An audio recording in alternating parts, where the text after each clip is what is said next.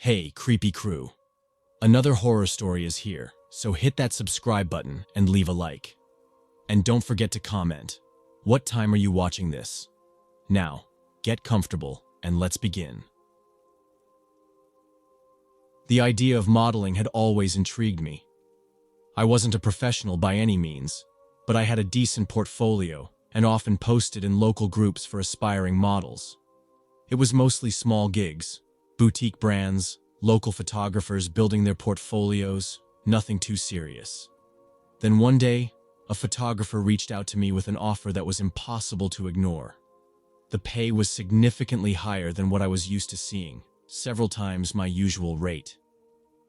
He described the project as bold, yet stylishly avant-garde, something cutting-edge but still professional. I checked his work before responding. His online portfolio looked legitimate. Well-lit editorial shots, moody black and white portraits, even a few artistic nudes that were tastefully done. Nothing seemed amateurish or sketchy. He also had a decent social media presence, though not massive. There were comments from previous models, some of whom I recognized from the local scene. It reassured me enough to say yes. He sent me the address of the studio, which was located in a repurposed factory building. I wasn't too familiar with the area, but I knew it was one of those old industrial zones being converted into artsy spaces. I figured it made sense. Lots of photographers and artists like to use those kinds of places. The day of the shoot, I arrived just before sunset. The building was a bit run down, but that wasn't unusual. Some of the best studio spaces were in buildings that looked abandoned from the outside. The entrance was a heavy metal door, and when I knocked, he opened it almost immediately, as if he'd been waiting right there. He looked normal enough, mid-40s, thin, dressed casually in jeans and a dark hoodie. He greeted me with a polite smile and led me inside. The studio itself was modest.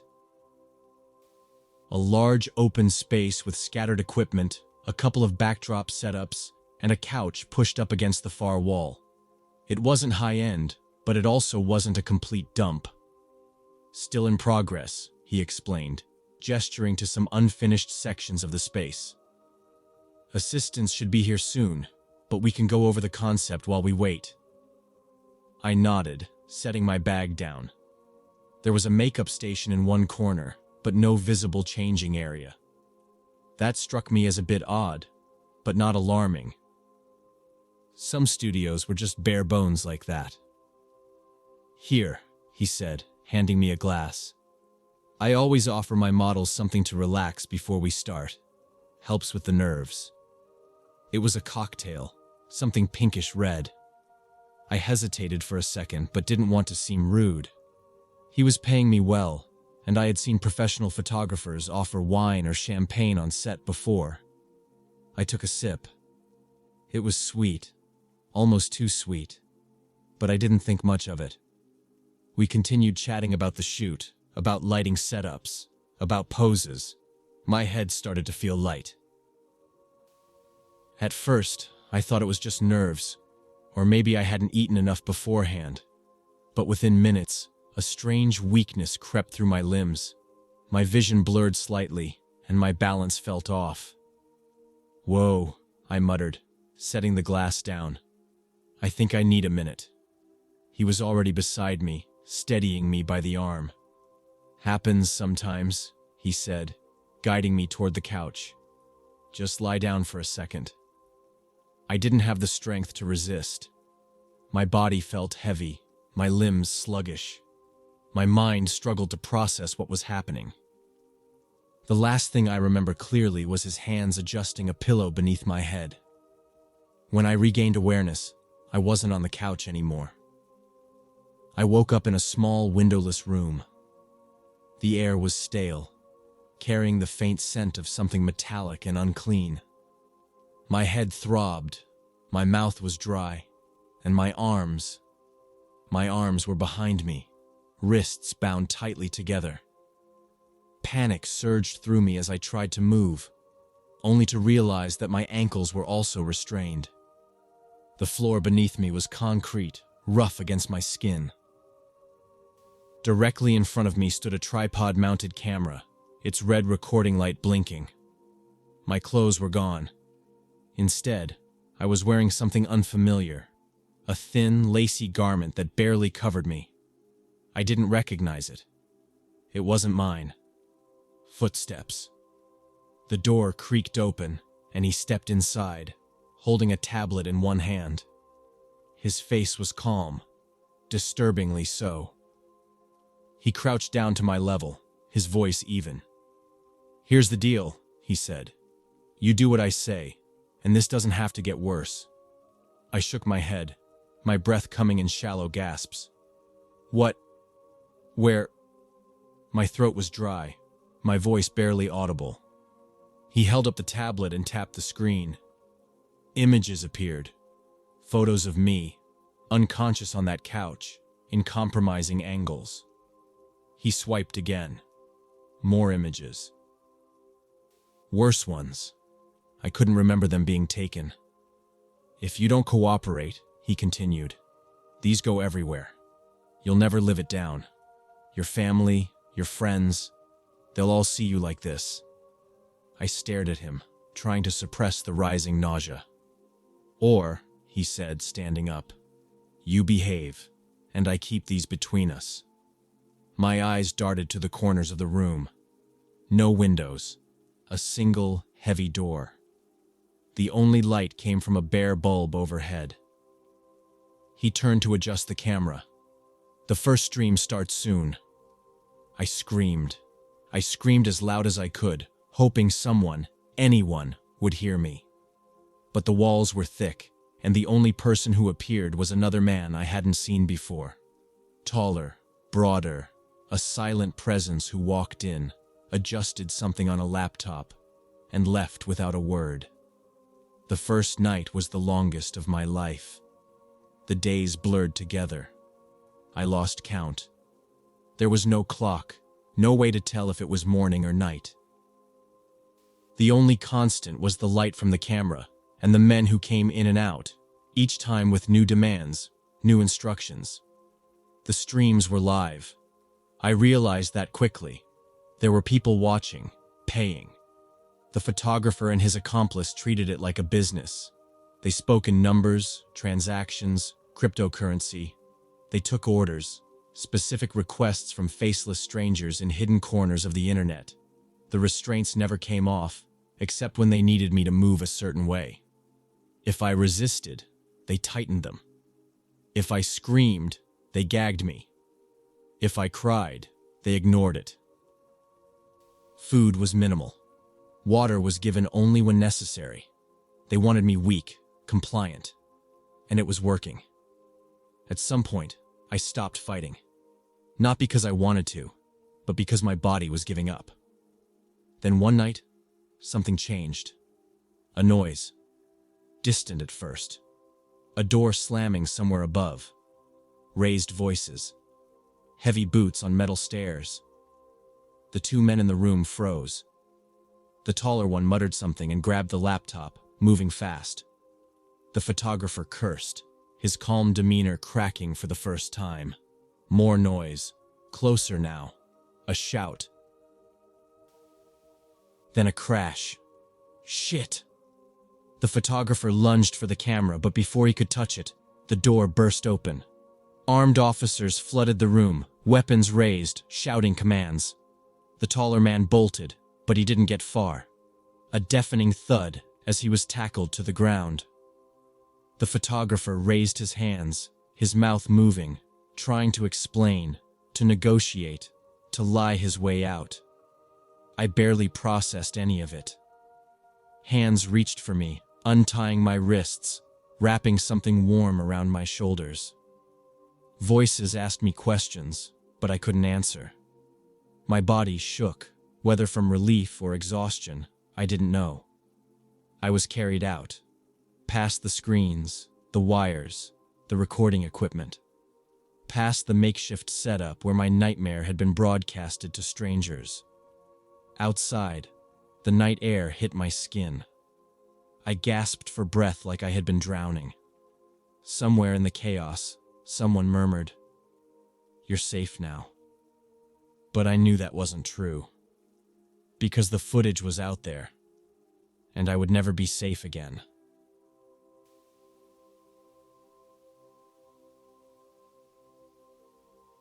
I knew him for years, ever since we went to school together and used to mess around building little homemade gadgets from whatever scraps we could find. He had this thing about old tech, like he couldn't just leave it alone. If he saw some busted radio or ancient computer at a flea market, he had to have it. Even after we got older and got real jobs, he never gave it up. Every couple of months, he'd call me to come help sort through boxes of parts he found online or at auctions. It was always some rare component that he swore would bring some dead piece of hardware back to life. A few days ago, he messaged me late at night, asking if I could come by and help look at something. He said he got an entire archive for almost nothing, just a random file dump someone was offloading. I figured it was more circuit diagrams or manuals for equipment no one used anymore. But when I got there, he was sitting in front of his monitor, scrolling through lines of text, and none of it made sense. It wasn't technical specs. It was lists, names, dates, locations, and a bunch of scrambled documents that looked like schematics, but they weren't for radios or computers. They were for weapons. Homemade, improvised weapons, blueprints that were half-coded in some shorthand I couldn't follow. He was all excited about it, like he'd stumbled onto some lost internet relic, but I told him it looked like bullshit.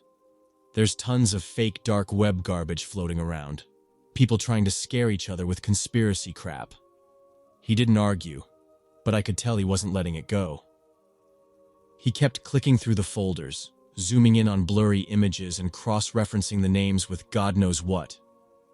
I left after a couple hours, told him to get some sleep and stop chasing ghosts, but he was still at his desk when I walked out. His workspace was in one of those half-abandoned office buildings out in the suburbs, where they rent out rooms for dirt cheap to freelancers and weird hobbyists who need a place to dump their junk. The building was ugly, low concrete ceilings, water stains down the hallway walls, and flickering fluorescent lights in the stairwell. His room was packed, shelves overflowing with spare parts, half-assembled projects, and stacks of printed-out schematics. It always smelled like solder and old plastic. He spent almost every day there, hunting through auction sites and sketchy forums for anything rare. I told him more than once he should just stick to real suppliers, buy legit components, but he always said that took the fun out of it. He loved the hunt, digging through garbage to find treasure. Then he showed up at my place, middle of the night, looking like absolute hell. His hands were shaking, and he kept glancing at the windows like someone might be watching. He said someone called him, some blocked number, middle of the night.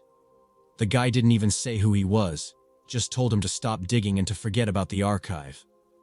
My friend tried to play it off like some troll messing with him, but the way his voice shook, I knew he believed it was serious. He thought it was all tied to that folder.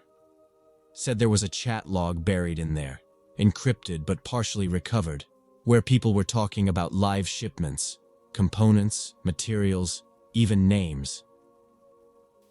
He said it wasn't just old files, it was active. The people in that list were still around, and some of the components they were trading weren't exactly legal. He wanted to report it, but he was scared. He was convinced if he went to the cops, whoever was behind the files would know. I told him he was being paranoid, but when I offered to help sort through the files again, he shook his head. He said it was too late for that. Someone already knew he had them. We met up at this greasy little diner we used to hit back in the day, one of those places with sticky tables and cracked vinyl booths where the coffee tastes like burnt water. He looked even worse than before, dark circles under his eyes, kept turning his head like he was trying to watch the door without being obvious. I asked him what the hell was going on, and he finally admitted he'd been talking to someone. Not just anyone, some anonymous account from one of the forums he trawled for parts. This guy, or whoever it was, claimed they had exactly what he needed. Some rare military-grade microcontroller or processor, something my friend had been hunting for years. But there was a catch. The guy also claimed to know about the archive, said he could explain where it came from and why it was dumped online. My friend was hooked immediately. He couldn't help himself. He agreed to meet, cash in hand, to buy the parts and maybe get some answers. I told him flat out it was a terrible idea. This wasn't some swap meet in a parking lot. This was deep end, too many unknowns. But he brushed me off, said he'd be fine, said he'd keep his phone recording the whole time just in case something went down. He even joked that maybe he'd get to play hero, catch some shady arms dealer in the act. All I could do was sit there, stirring my coffee, trying to convince him not to go through with it. He promised to check in with me when it was done. If anything felt off, he'd walk away. That was the deal. I didn't like it, but what could I do? He was stubborn as hell, always had been. The night of the meeting, he texted me once. Just a pin drop for some run-down industrial lot on the edge of town, a place I wouldn't have gone near in daylight, let alone at night. He told me to stay by my phone, said if I didn't hear from him in an hour, I should come check. That was the last message I ever got from him. I waited, watched the clock, tried to convince myself I was being dramatic. But as soon as that hour passed, I grabbed my keys and drove straight there. The lot was exactly what I expected. Crumbling pavement, rusted-out fences, and a single streetlight barely holding on. His car was there, parked at an angle like he'd left in a hurry. The driver's door was unlocked, his phone charger dangling from the dash, but no sign of him. I walked the perimeter, checked between the buildings, calling his name low enough not to draw attention. The only thing I found was a torn plastic bag near the side door of an abandoned warehouse, the kind of bag he'd used to carry parts. Most of the stuff inside was smashed, like someone had stomped on it. And there was something else. Dark smears on the concrete nearby. Blood. Not a lot, but enough to make my stomach twist. I called the cops, gave them his name, told them everything I knew. They searched the area, even brought in dogs, but there was nothing. No sign of him, no sign of anyone else. His phone was gone. So was the cash. The next day, they found him, or what was left of him. Dumped in an alley behind a strip mall miles away, near the loading dock where the dumpsters sat. His face was almost unrecognizable. Broken nose, bruises everywhere, and a deep gash across his forehead like someone had hit him with something heavy. His wallet was gone, so were his keys, but they didn't take his watch. That's how I knew it was him. The cops said it looked like a robbery gone wrong, but they didn't have any suspects. No cameras, no witnesses, just another body in another bad part of town. But I knew better. This wasn't random. A few weeks after the funeral, I got an email from a burner account. No message, just an attachment. A photo of his shirt, the same one he was wearing that night, soaked in blood and crumpled on the ground. Someone had taken it before the cops even found him. No explanation, no threats, just proof that someone out there wanted me to know they were still watching. I don't know what was in that archive, not completely. I don't know who killed him or why they went to so much trouble to cover their tracks. All I know is, someone decided he was a problem, and they made sure he wouldn't dig any deeper. I still have a copy of the files. I don't look at them anymore. I should delete them, but I can't. Some nights, I just stare at the folder, wondering if whoever killed my friend is still out there, watching to see if I make the same mistake.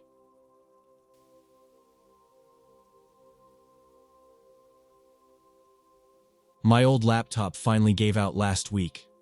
The screen had been flickering for months, the battery barely lasted 10 minutes, and then, one day, it just refused to turn on. I work at a local auto repair shop and sometimes make extra cash installing GPS systems in cars, so I needed a working laptop. A new one was out of my budget, so I started browsing second-hand listings. After a couple of days, I found a deal that seemed too good to pass up. A relatively new model, decent specs, and way cheaper than similar listings. The seller claimed he was upgrading and needed to get rid of it quickly. We arranged to meet in the parking lot of a supermarket not far from my place. The guy showed up on time, wearing a dark hoodie and jeans.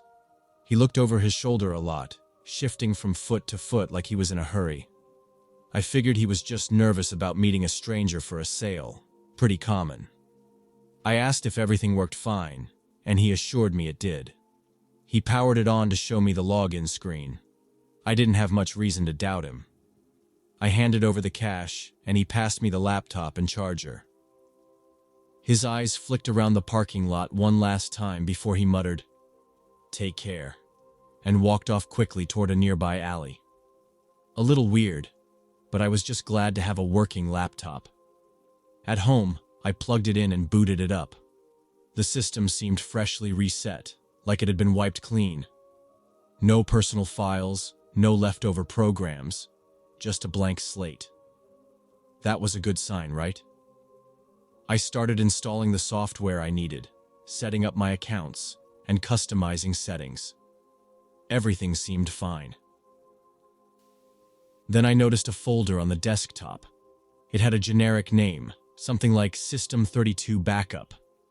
I assumed it was something unimportant left over from the reset. I tried deleting it, but an error message popped up. Action cannot be completed. Folder in use. That was odd. I wasn't running anything that should be using that folder. Curious, I tried opening it, but it was empty. I ran a few basic commands to check its properties, and that's when I saw that the folder wasn't really empty. It was just hidden. There were files inside, but I couldn't access them normally. That's when I started getting suspicious. I downloaded some tools to dig deeper and eventually found an encrypted container buried inside the folder. It took me a while, but I managed to crack it open. What I found inside made my stomach drop.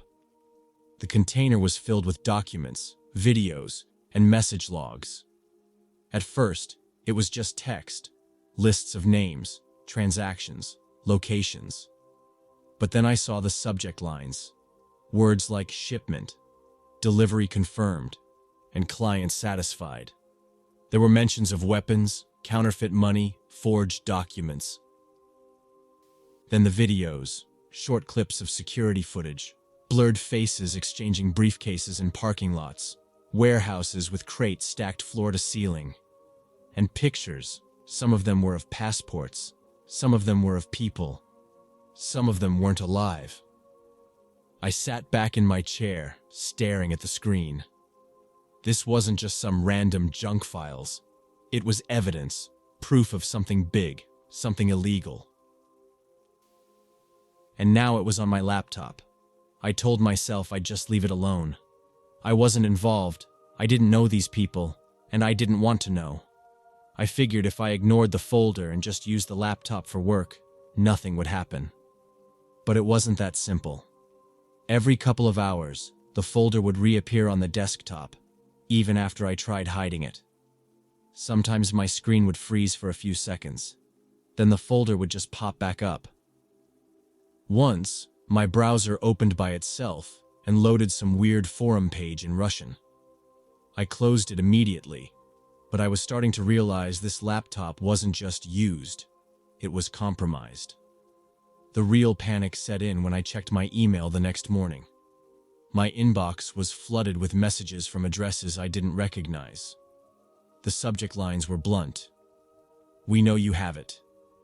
Return the files. You made a mistake." Most of the emails were short, demanding that I restore access to the encrypted files. A few included screenshots. Some were of my browsing history, others were of my personal messages from WhatsApp and Telegram. They had access to everything, my accounts, my emails, even my banking app. I changed every password I could think of, wiped the laptop again, and disconnected it from Wi-Fi. It didn't matter. The emails kept coming, and the threats escalated. They said if I didn't comply, they'd leak all my personal data online, Everything from my ID to my banking history.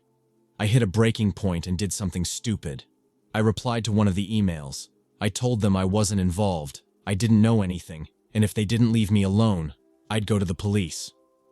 Not even 5 minutes later, my phone buzzed with a new email. The subject line just said, "Bad decision." Attached were photos taken inside my apartment, my living room, my kitchen, my bedroom. Some were recent, taken that same day. One showed me sitting at my desk, hunched over the laptop, exactly where I was at that moment. I tore the apartment apart, looking for cameras, for anything. I couldn't find a thing, but I knew they were watching. They had access to my phone, my laptop, probably my Wi-Fi router. There was no way to lock them out. The next message was more direct. They didn't want money. They didn't want me to delete the files. They wanted me to work for them. Simple jobs, they said. Pick up a package from one location, drop it off at another. No questions asked. They even offered to pay me, but it was clear the payment was just bait. If I refused, they'd leak everything, and they didn't even have to say it. But I knew they could do much worse. I ignored the first couple of tasks they sent, hoping they'd move on to someone else. They didn't. Instead, they sent me a message with a photo of my younger brother leaving his apartment. Another showed my mom walking out of her office. The message below was simple. Decide. I didn't have anyone to turn to, but I remembered an old client at the repair shop who worked for a private security firm. I figured if anyone could help me lock down my devices, it would be him. I sent him a message explaining what was going on and asked if we could meet up that night. He read it, but before he could reply, my phone lost connection to the network entirely. That was my last warning. The sun had already set when I left the shop that night. I kept looking over my shoulder, half expecting someone to follow me, but the streets were empty. My car was parked a block away, so I cut through an alley to save time. That's when I saw the van. It was parked a little too perfectly, engine running, lights off. I slowed down, trying to decide if I should turn back, when the side door slid open. Two guys in dark clothes jumped out and grabbed me before I could react. One of them shoved me face first into the side of the van, while the other pinned my arms behind my back. They didn't say a word as they dragged me inside. The smell of sweat and oil hit me the second they shut the door. The guy holding me down had a grip like steel, and the other one rummaged through a bag, pulling out a roll of duct tape. They didn't even bother covering my mouth. They didn't need to. "You think you're clever?" One of them finally spoke, his voice low and even. "You think you can mess with us and run to the cops?" I tried to explain, to tell them I wasn't involved, that I didn't even know what they wanted, but they weren't listening. "You stole from us," the other guy said. "You leaked our data. You compromised everything." I had no idea what he was talking about. I didn't leak anything. I barely understood what I was looking at. But to them, it didn't matter. One of them pulled out something sharp, a bolt cutter or some kind of heavy-duty tool. I didn't even have time to scream before he brought it down hard across my forearm. The pain was like nothing I'd ever felt. My whole body locked up, every nerve on fire as blood poured down onto the floor of the van. My vision blurred, and I was pretty sure I blacked out for a second. They didn't even stick around after that. They shoved me out of the van onto the side of the road, still bleeding, and drove off before I could get a license plate. I woke up in the hospital. They told me they couldn't save my hand. The bones were shattered, the tendons severed. They had to amputate just below the wrist. The police asked me questions, but I didn't have answers. I didn't know who they were, what they were protecting, or why they thought I was a threat. The laptop disappeared from my apartment while I was in surgery. The emails stopped after that. No more threats, no more pictures. It was like I never existed. But I still check my locks 5 times a night, and I never buy secondhand anything anymore.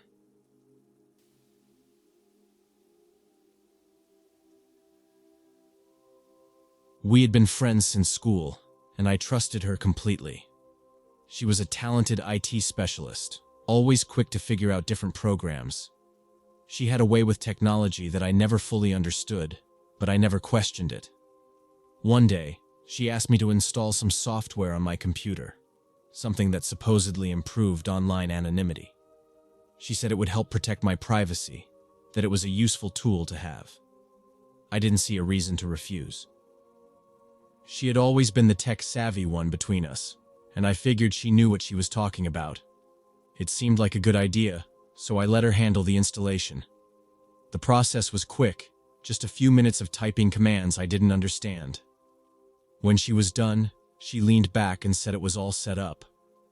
At first, nothing seemed different. My computer worked fine, and I went about my usual routine: emails, work, browsing. A few days later, I noticed that my system had slowed down a little. It wasn't anything drastic, just a slight lag when loading pages or opening programs. When I mentioned it to her, she reassured me immediately. "That's normal for extra encryption," she said, waving off my concern. "More security means more processing power." That made sense to me. I wasn't a tech expert, so I accepted her explanation without a second thought. If a bit of lag was the price of better privacy, I could live with it. A couple of weeks passed, and I started noticing some strange activity. Occasionally, I'd check my network logs out of curiosity, and I saw active sessions with unknown traffic. It didn't make sense to me. I wasn't running anything out of the ordinary.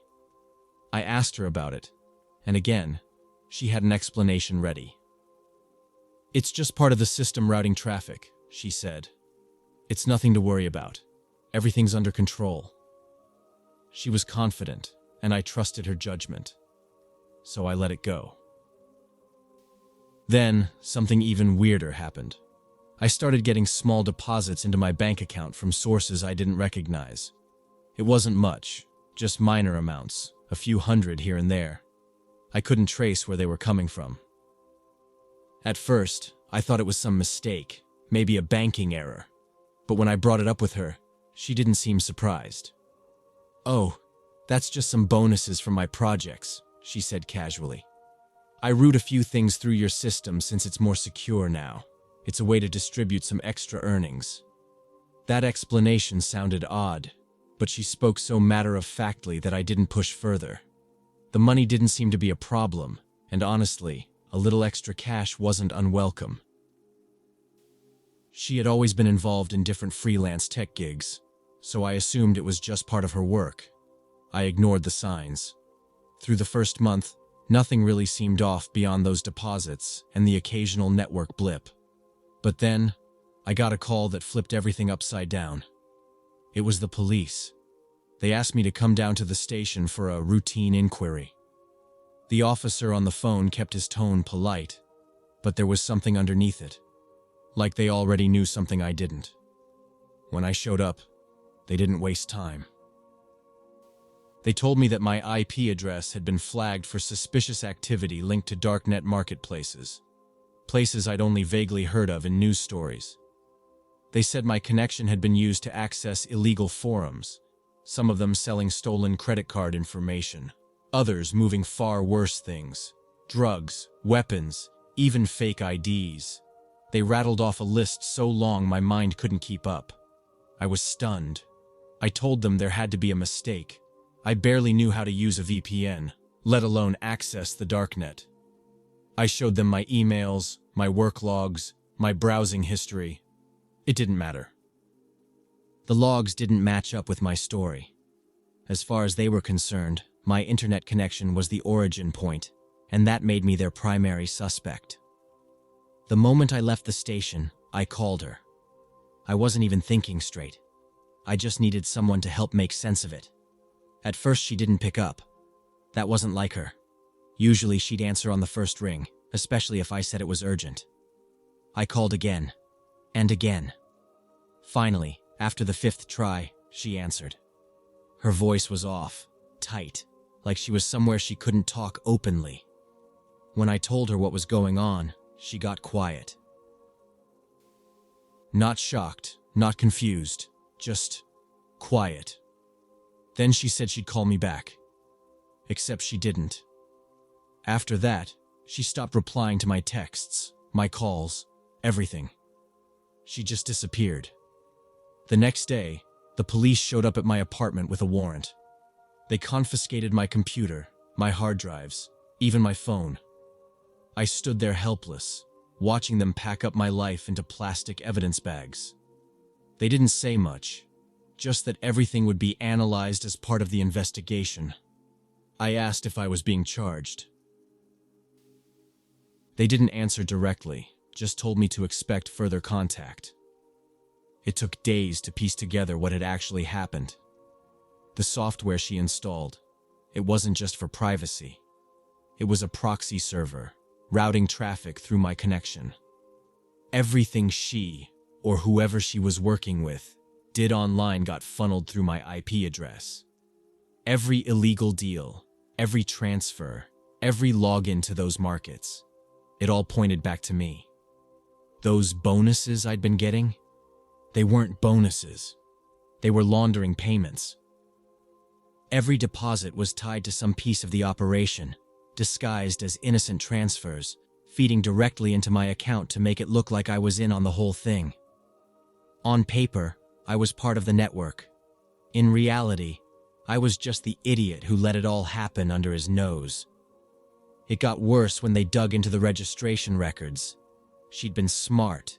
Every account, every registration for the software, every service linked to it had my name on it.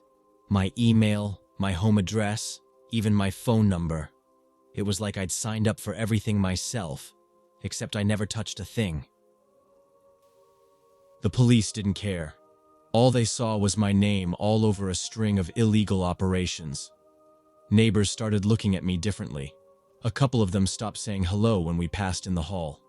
One woman, who used to chat with me when walking her dog, started crossing the street when she saw me outside. Rumors spread fast. Hacker, scammer, darknet freak. I didn't even know half the terms they were throwing around, but they stuck. She never came back. No apology, no explanation, no face-to-face confrontation. She just vanished. Disconnected her number, wiped her accounts, like she never existed.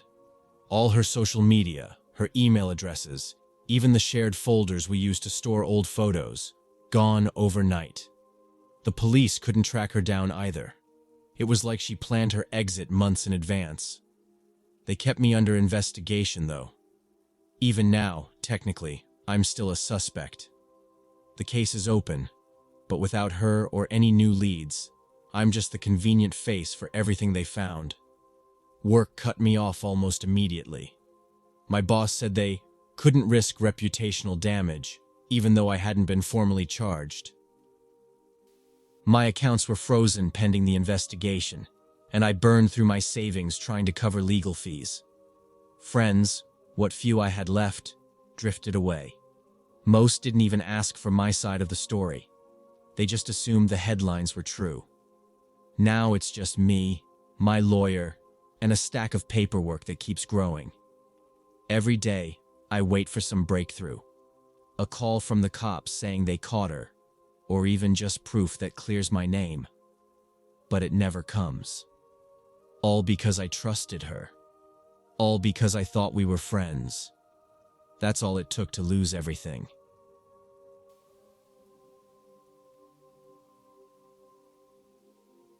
My son got really into computer games.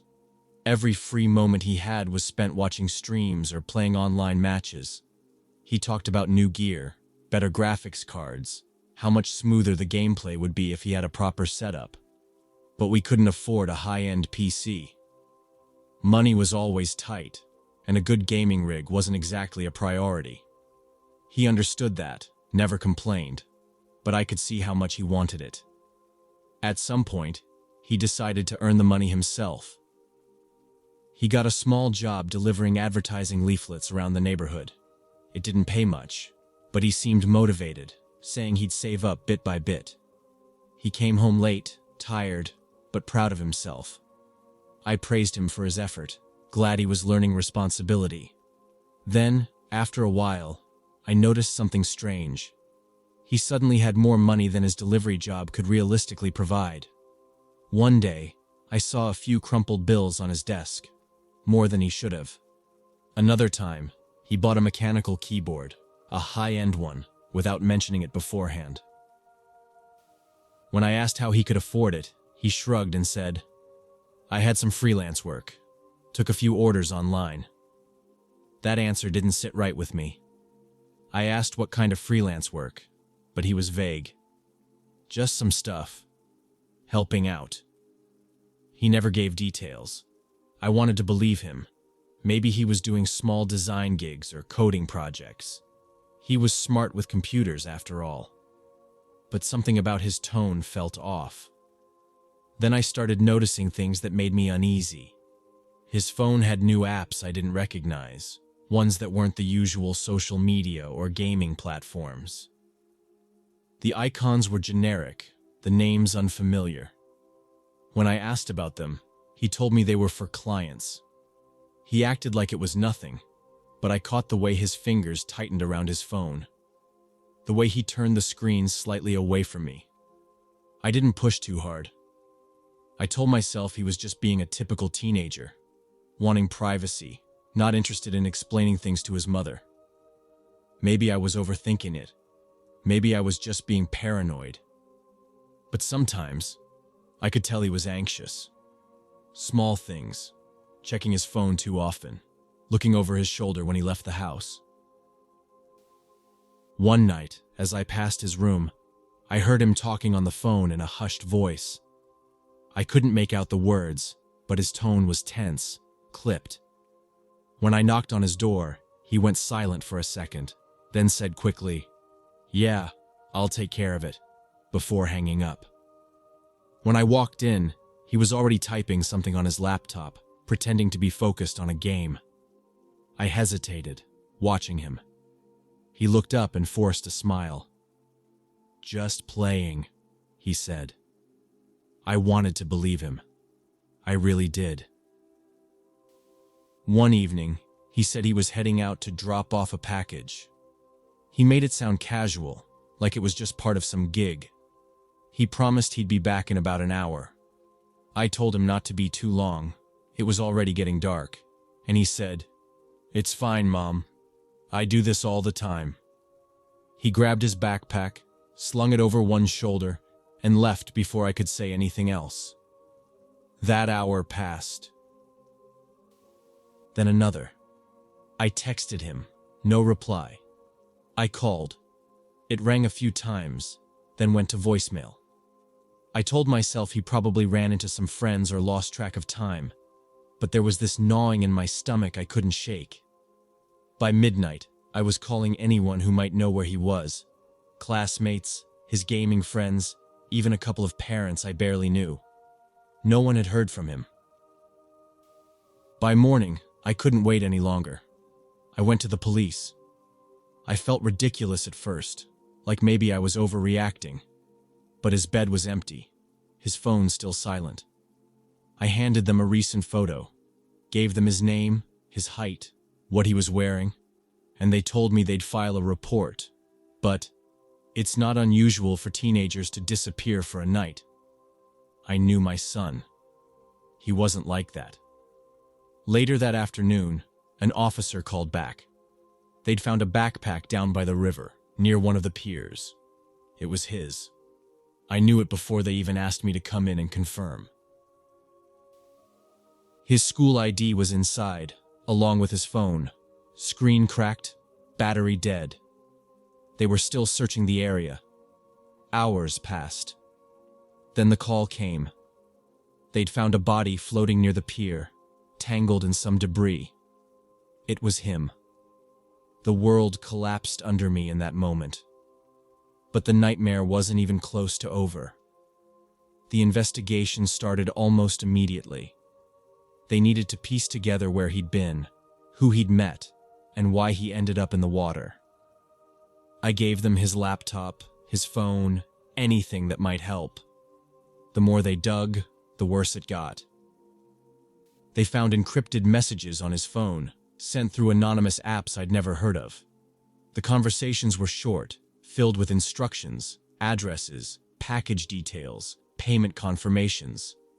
It became clear my son had been running deliveries, not for a delivery service, but for someone in the shadows, someone paying him to move packages without asking questions. He was smart, but not experienced enough to cover his tracks completely. The police traced parts of his online activity to hidden forums, the kind that exist below the surface, where cash deals are made for things no one talks about in daylight. He was doing it for money, for his gaming PC, for something he thought was harmless.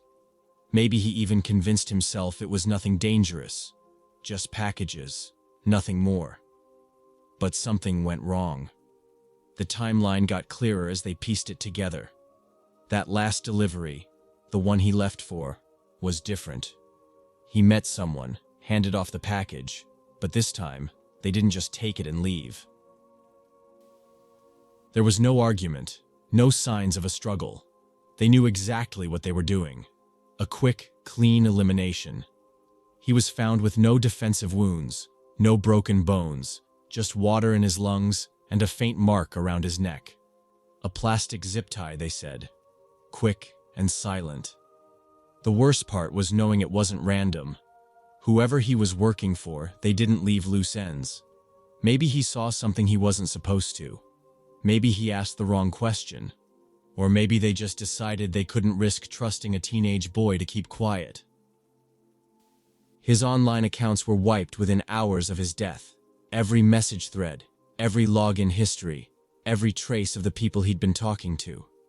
The police tried to follow the breadcrumbs, but every lead went cold. The people behind it were professionals. They knew how to vanish. In the end, there was no arrest, no real closure, just silence. I sat in my son's room, surrounded by the pieces of his life, his old gaming headset, his notebooks filled with sketches for the custom PC he wanted to build. All of it frozen, unfinished. I go over it again and again in my mind. If I'd asked more questions, if I'd pushed harder, if I'd made him talk to me, would he still be here? Could I have stopped him from walking out that night? That backpack on his shoulder? That promise to be back in an hour? But the answers never come. Just the silence of a room that will never be filled again, and a son who just wanted a gaming PC and paid for it with his life.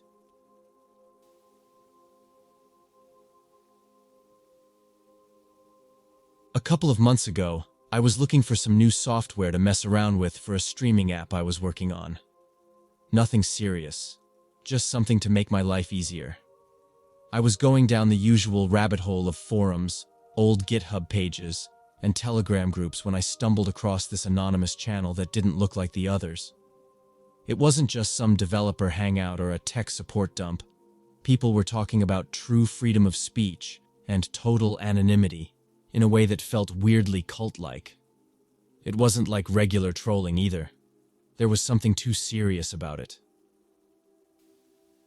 The channel was invite-only, but after I lurked for a while, someone DM'd me and asked if I wanted in on a real community. No usernames, no profile pics, just a short message and a link. I was bored, and I'd been in plenty of toxic Discord servers before, so I figured, why not? The link took me to a private chat that was already in full swing when I joined. At first glance, it was exactly what I expected. Wall-to-wall insults, edgy jokes, and people trying way too hard to one-up each other with how offensive they could be. The chat was flooded with trash memes, random links, and weird low-quality videos that were either pranks or just plain stupid. I thought I'd seen the worst corners of the internet before, so I wasn't exactly shocked. It felt like a regular cesspool, the kind where people say the worst stuff just to get a reaction. I muted it after a few minutes but didn't leave. It was just background noise while I was working on something else. A few days later, I noticed notifications popping up from that chat. It wasn't just memes anymore. People were posting actual videos, real stuff, not staged. Fights in parking lots, people getting harassed in the street, random assaults filmed from far enough away that the victims had no idea they were being recorded. At first, I assumed it was just old footage from Reddit or Telegram, recycled for shock value. But the timestamps were too recent. Some of the videos were from just a day or two earlier, and the locations had street signs and shop fronts I recognized. They were local. I'm talking places I'd walked past dozens of times, sometimes on my way to work. The more I scrolled, the worse it got. These weren't just fights that broke out randomly. Some of them were staged. You could hear the people behind the camera talking, joking around, calling the shots. They'd bait someone into an argument, corner them, then film while they were pushed around, humiliated, or worse. It wasn't just fights either. There were videos of people being followed home, people getting threats slipped under their doors, random cars with slashed tires or spray-painted warnings. I told myself it was probably just kids with too much time on their hands, trying to get attention. I knew how online clout worked. But then someone in the chat started bragging. This guy, or whoever they were, started posting screenshots of private messages, DMs with random people they'd set up. They'd pretend to be someone selling concert tickets, or offering a ride share, or just acting like an old friend from high school. They'd get these people to meet up in a parking lot or some public place. Then the videos would show what happened next. Sometimes it was just harassment, but sometimes it went further. One video showed a guy getting shoved into the trunk of a car. I didn't watch the rest. It was too real. I didn't post anything in the chat. I didn't even react. I figured if I just kept my head down, I'd slip under the radar. But then I noticed something I hadn't expected. There were moderators, and they were active. Not just banning people who spammed, but actually tracking who was engaging and who wasn't. If you didn't participate, you got tagged. It wasn't obvious at first, just little things like someone asking why you were so quiet, or calling you a lurker. I brushed it off, but then my DMs lit up. One of the mods messaged me directly, asking why I hadn't posted anything since I joined. No intro, no hey, or what's up, just straight to the point. They said people were starting to wonder if I was a narc. They said the chat had rules, and being silent wasn't one of them. I wanted to just leave, but the message ended with a warning. If you leave without contributing, we'll notice. I froze. I didn't know what to do. Leaving would definitely draw attention, but sticking around and pretending to be one of them made me sick. I decided to just say I was busy with work and hadn't had time to join in. I thought that would be enough, but it wasn't. The next day they tagged me in the main chat. Not a mention, not a DM, a full tag, calling me out in front of everyone. They said I was on probation until I proved I wasn't just there to spy. I had 24 hours to post something or I'd be kicked and followed up with. I didn't know what the hell that meant, but it didn't sound like they were just talking about blocking me. I panicked. I went through my phone looking for anything I could post that would blend in, something harmless but edgy enough to fly under the radar. I found an old video from a concert I went to last year. Some drunk guy getting into a shouting match with security, and I posted it with a caption about how people like that deserve what's coming. It was a stupid move, but they seemed to buy it. One of the mods reacted with a thumbs up, and the chat moved on. I thought I was in the clear, but the next morning I woke up to another message. This time, it wasn't just a reminder to participate. It was a list of names, people from my Facebook friends list, my real friends, my coworkers. Someone had gone through my socials and pulled their profiles, attaching them with messages like, maybe they'd like to know what you've been up to. They were in my accounts. They knew who I was, where I worked, where I lived, where... The message ended with a simple, stay quiet, stay useful. My hands were shaking so bad I could barely type. I wanted to delete everything, my accounts, the apps, even my phone, but I knew it was already too late. They had all my info. They knew exactly how to reach me. I tried to come up with some excuse, something to back away without making it obvious. But the second I typed out, "I've been sick," into the chat, one of the mods replied almost instantly. "Sick, huh? You sure you're not thinking of talking to someone?" The message was too direct, too specific. My stomach dropped. They weren't just suspicious, they were already watching me. Another message followed, this one with a screenshot of my work's website. My face, my title, my direct office line all highlighted. "You're loyal, right? Don't make us check." I logged off everything. Turned off my phone, shut down my laptop, unplugged my router. I even covered the webcam out of pure paranoia. But the silence just made it worse. Every time a car passed my window, every time someone knocked on a door down the hall, I jumped. I couldn't focus at work, couldn't sleep. The whole time, I knew they weren't done. It only took a few hours for the first text to come through. "Block number," all caps. "Where'd you go?" I ignored it, but then came the emails. First to my personal account, then my work inbox.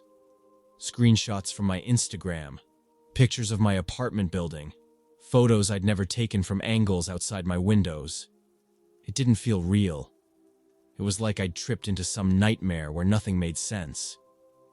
I deleted my accounts one by one, but it was like cutting off my fingers after someone already had my fingerprints. Too late. Too useless. That night, my doorbell rang. No one ever came to my place unannounced. I froze in my living room, barely breathing, until my phone lit up with a new message. "Open the door." I stood there for a solid minute before the next message came. "We know you're home." I opened the door, just a crack, and there was no one there. But sitting on the floor was a USB drive and a printed photo of me from my building's parking lot. The timestamp was from earlier that afternoon. I knew running wouldn't help, but I still packed a bag. I wasn't even thinking about where I'd go. I just needed out. I called out sick the next day and booked a motel 2 towns over. Burner phone, cash only. I didn't tell anyone. I thought if I could just vanish for a few days, they'd get bored. But that first night in the motel, someone slid an envelope under the door. Inside was a photo of my car in the motel lot, and a note. "Come back. We're not done." When I finally went home, it was like stepping into my own funeral. I sat on my couch, phone off, lights off, just waiting. It was only a matter of time. The next few days were quiet, but the silence felt wrong, like the pause before something shatters. Then, on my way back from work, I noticed a car I didn't recognize following me. Not tailgating, not obvious, just staying close enough that I couldn't pretend it was a coincidence. They followed me for blocks, past my usual turn, all the way to a side street I didn't even mean to take.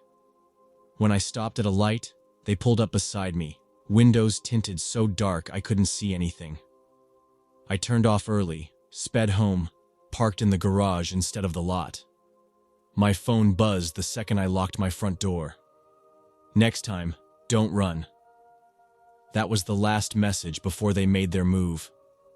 The next night, walking back from a late shift, I felt it. That slow, creeping certainty that someone was behind me, matching my pace, too quiet for normal footsteps. I cut through an alley, hoping they wouldn't follow, but they did. They didn't even hide it anymore. I barely made it to my building before someone grabbed me from behind, yanked me into a black sedan parked right at the curb. No one saw, no one came out to help. They knew exactly how fast and clean they had to be. I woke up in a room, bare, concrete, some kind of storage unit or basement. 4 men, all in black masks, sitting across from me. One of them held up a phone and pressed play. It was a live feed of my apartment door. Someone was inside, filming from my own living room. "We gave you a choice," one of them said. "Now you work for us." They gave me a simple job. Find someone random, beat them on camera, and send the footage to the chat. No mask, no excuses, just full face, clear ID. A loyalty test. If I didn't, they'd send someone else to my place, and they wouldn't stop at just breaking in. I tried to stall, said I needed time to find someone. They gave me a deadline, 24 hours. They dumped me back near my work, no phone, no wallet, just a burner with their number already saved. I didn't even get the full 24. That night, they sent a clip, my coworker, the one who sat 2 desks down from me, leaving the office. They knew my shift, my friends, my routines. There was no out. I picked someone random. A guy standing at a bus stop, too distracted on his phone to notice me walking up. I didn't even say anything, just swung a pipe into his ribs and kept going until I was sure they'd gotten enough footage.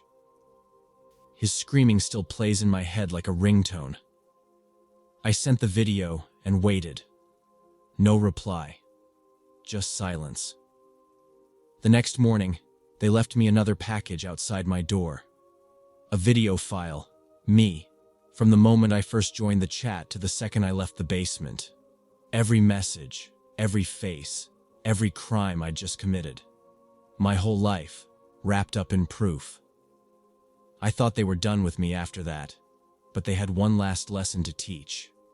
That night, they came back. I opened my door to the same 4 masked men. They didn't say anything. They just started swinging. Fists, boots, whatever they had, until I couldn't stand, couldn't crawl. They didn't stop until they thought I was dead. Somehow, I lived. Some homeless guys found me in the alley, barely breathing, and called an ambulance. I didn't talk to the cops. I didn't tell the hospital anything. What would I even say? That I got too curious and ended up on someone's blacklist?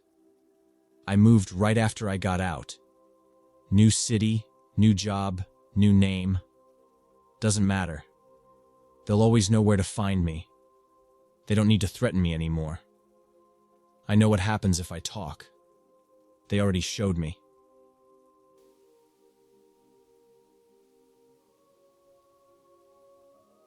I lost my job after they downsized at the clothing store, and for the first few weeks, I was just scrolling through every job board and local site I could find. I wasn't looking for anything special. Cashier, office assistant, whatever would pay rent. That's when I came across this ad on a local forum, mixed in with house cleaning gigs and tutoring offers.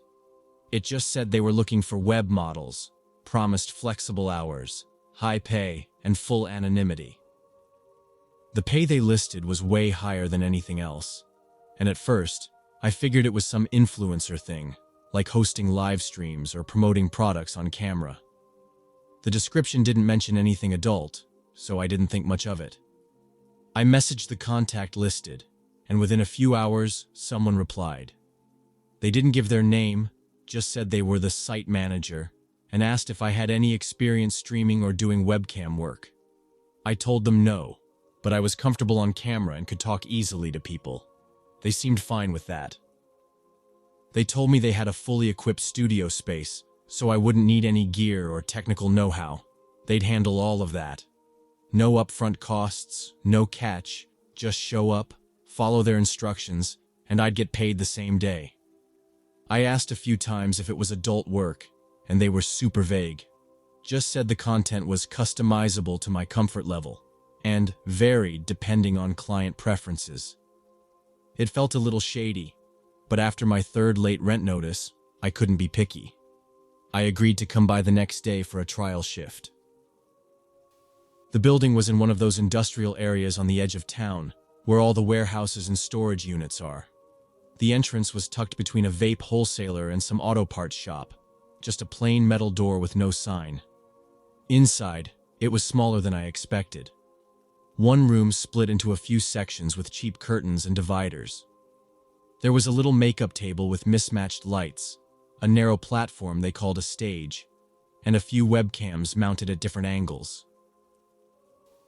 The walls were painted black, and everything smelled faintly of cheap vanilla air freshener trying to cover up something musty. The guy who met me was maybe mid-40s, clean-shaven, wearing a plain sweater and jeans. He introduced himself as Alex, though I had no way of knowing if that was real. He was polite, a little too friendly in that way where someone's rehearsed the same lines too many times. He walked me through the setup, how to log into their streaming platform, how to check incoming messages, and how to adjust the lights and camera angles. Most of the buttons were already labeled, so it didn't seem too complicated. They set up a fresh account for me, no real name, just a generic username they picked, and Alex assured me everything was locked behind a paywall. "It's a private platform," he said. "Only registered clients can see you, and we block screen recording software." I knew that was bullshit, but I didn't say anything. It was clear they'd practiced that line too. The first couple of streams were easy enough. I just sat there, answered messages, smiled into the camera, and read out some pre-written prompts to get conversations going. Most of the audience was polite, a little flirty, but nothing extreme. They'd tip for things like blowing kisses or changing outfits, stuff I could justify to myself as harmless. I never took off more than a jacket, never did anything I couldn't explain away. It wasn't glamorous, but compared to scrubbing toilets or folding clothes for minimum wage, it felt easy money. Alex hung around during those first shifts, offering tips here and there, but he kept his distance. He wasn't pushy, didn't make me do anything I said no to, and always framed things like suggestions, not orders. When I asked about payments, they transferred my earnings directly at the end of each session. Not a fortune, but enough that I kept coming back. By the end of the first week, I'd gotten comfortable enough to stop overthinking everything. I'd show up, do my hair and makeup in the little corner mirror, sit in front of the camera, and just play along. Most clients were regulars who liked chatting more than anything. A few asked for private shows, but Alex always said I could refuse those if I wasn't comfortable. He said all the right things, but even then, something about the way he lingered at the edge of the room made my skin crawl. The first sign something was off came during my third or fourth shift. I was halfway through a stream when a private message popped up from someone whose username was just a string of numbers. It was blunt, asking for a strip show, offering triple my usual rate if I said yes. I ignored it, but the requests kept coming, more frequent and more direct. Alex noticed, leaned over my shoulder and said, "You don't have to, but private clients pay way better." I said no. He didn't push. But from that point on, every shift felt different. The next time I logged in, there were new rules. Certain clients got priority. Their messages went straight to the top of my feed, and some of them weren't using the normal chat system. They were coming in through some backdoor access Alex never explained. Those messages were nastier, more demanding. They asked for stuff I wasn't okay with, taking off specific pieces of clothing, holding certain poses, using props I hadn't seen before.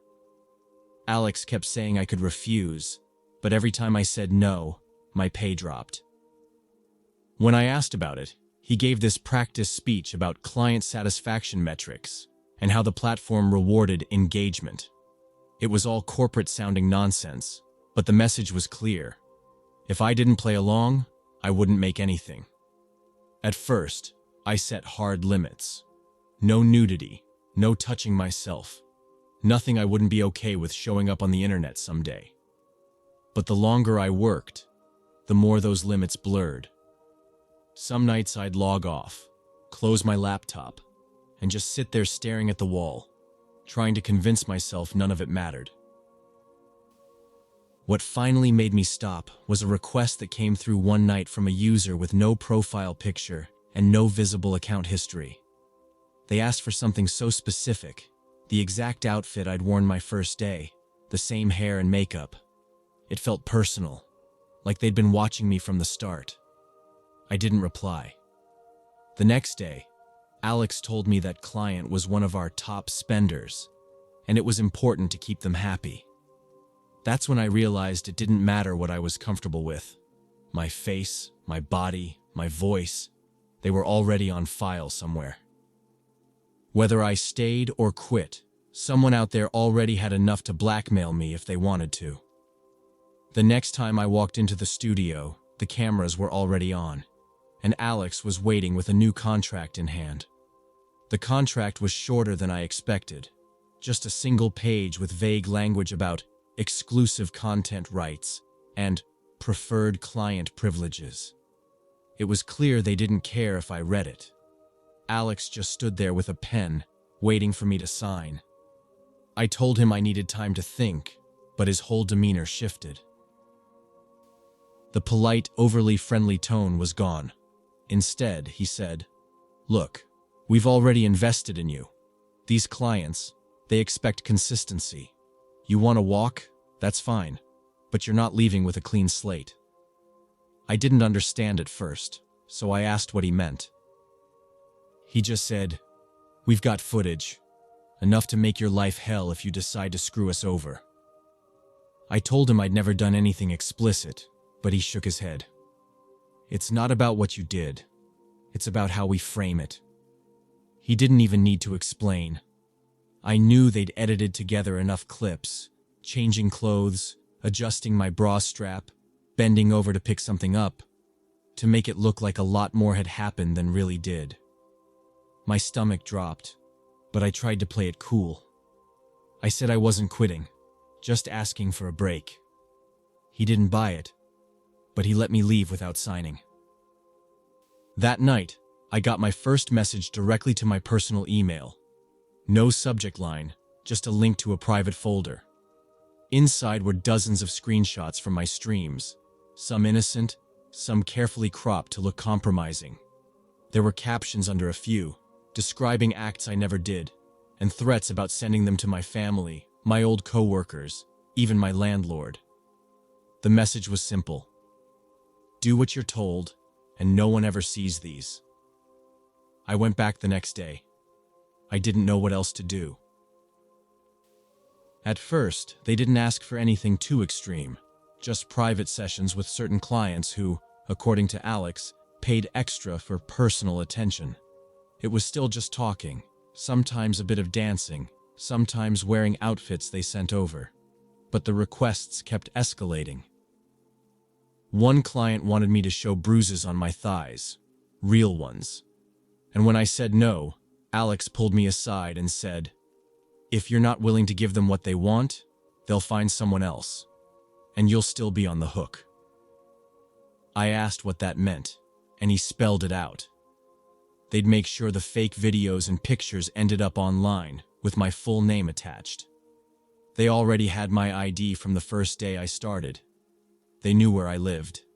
If I disappeared, they'd just make me famous in the worst way possible. I couldn't afford to run. I had nowhere to go. So I stayed. The private sessions became more like auctions, where the highest bidder got to decide what I'd do that night. The clients weren't just random perverts. Some of them were regular guys. Others sounded like they were used to giving orders and having them followed. One of them wanted me to read off a script he'd written, describing things I'd supposedly done off camera. The script was detailed, too detailed, mentioning things like the layout of my apartment, the color of my sheets, even the brand of shampoo in my shower.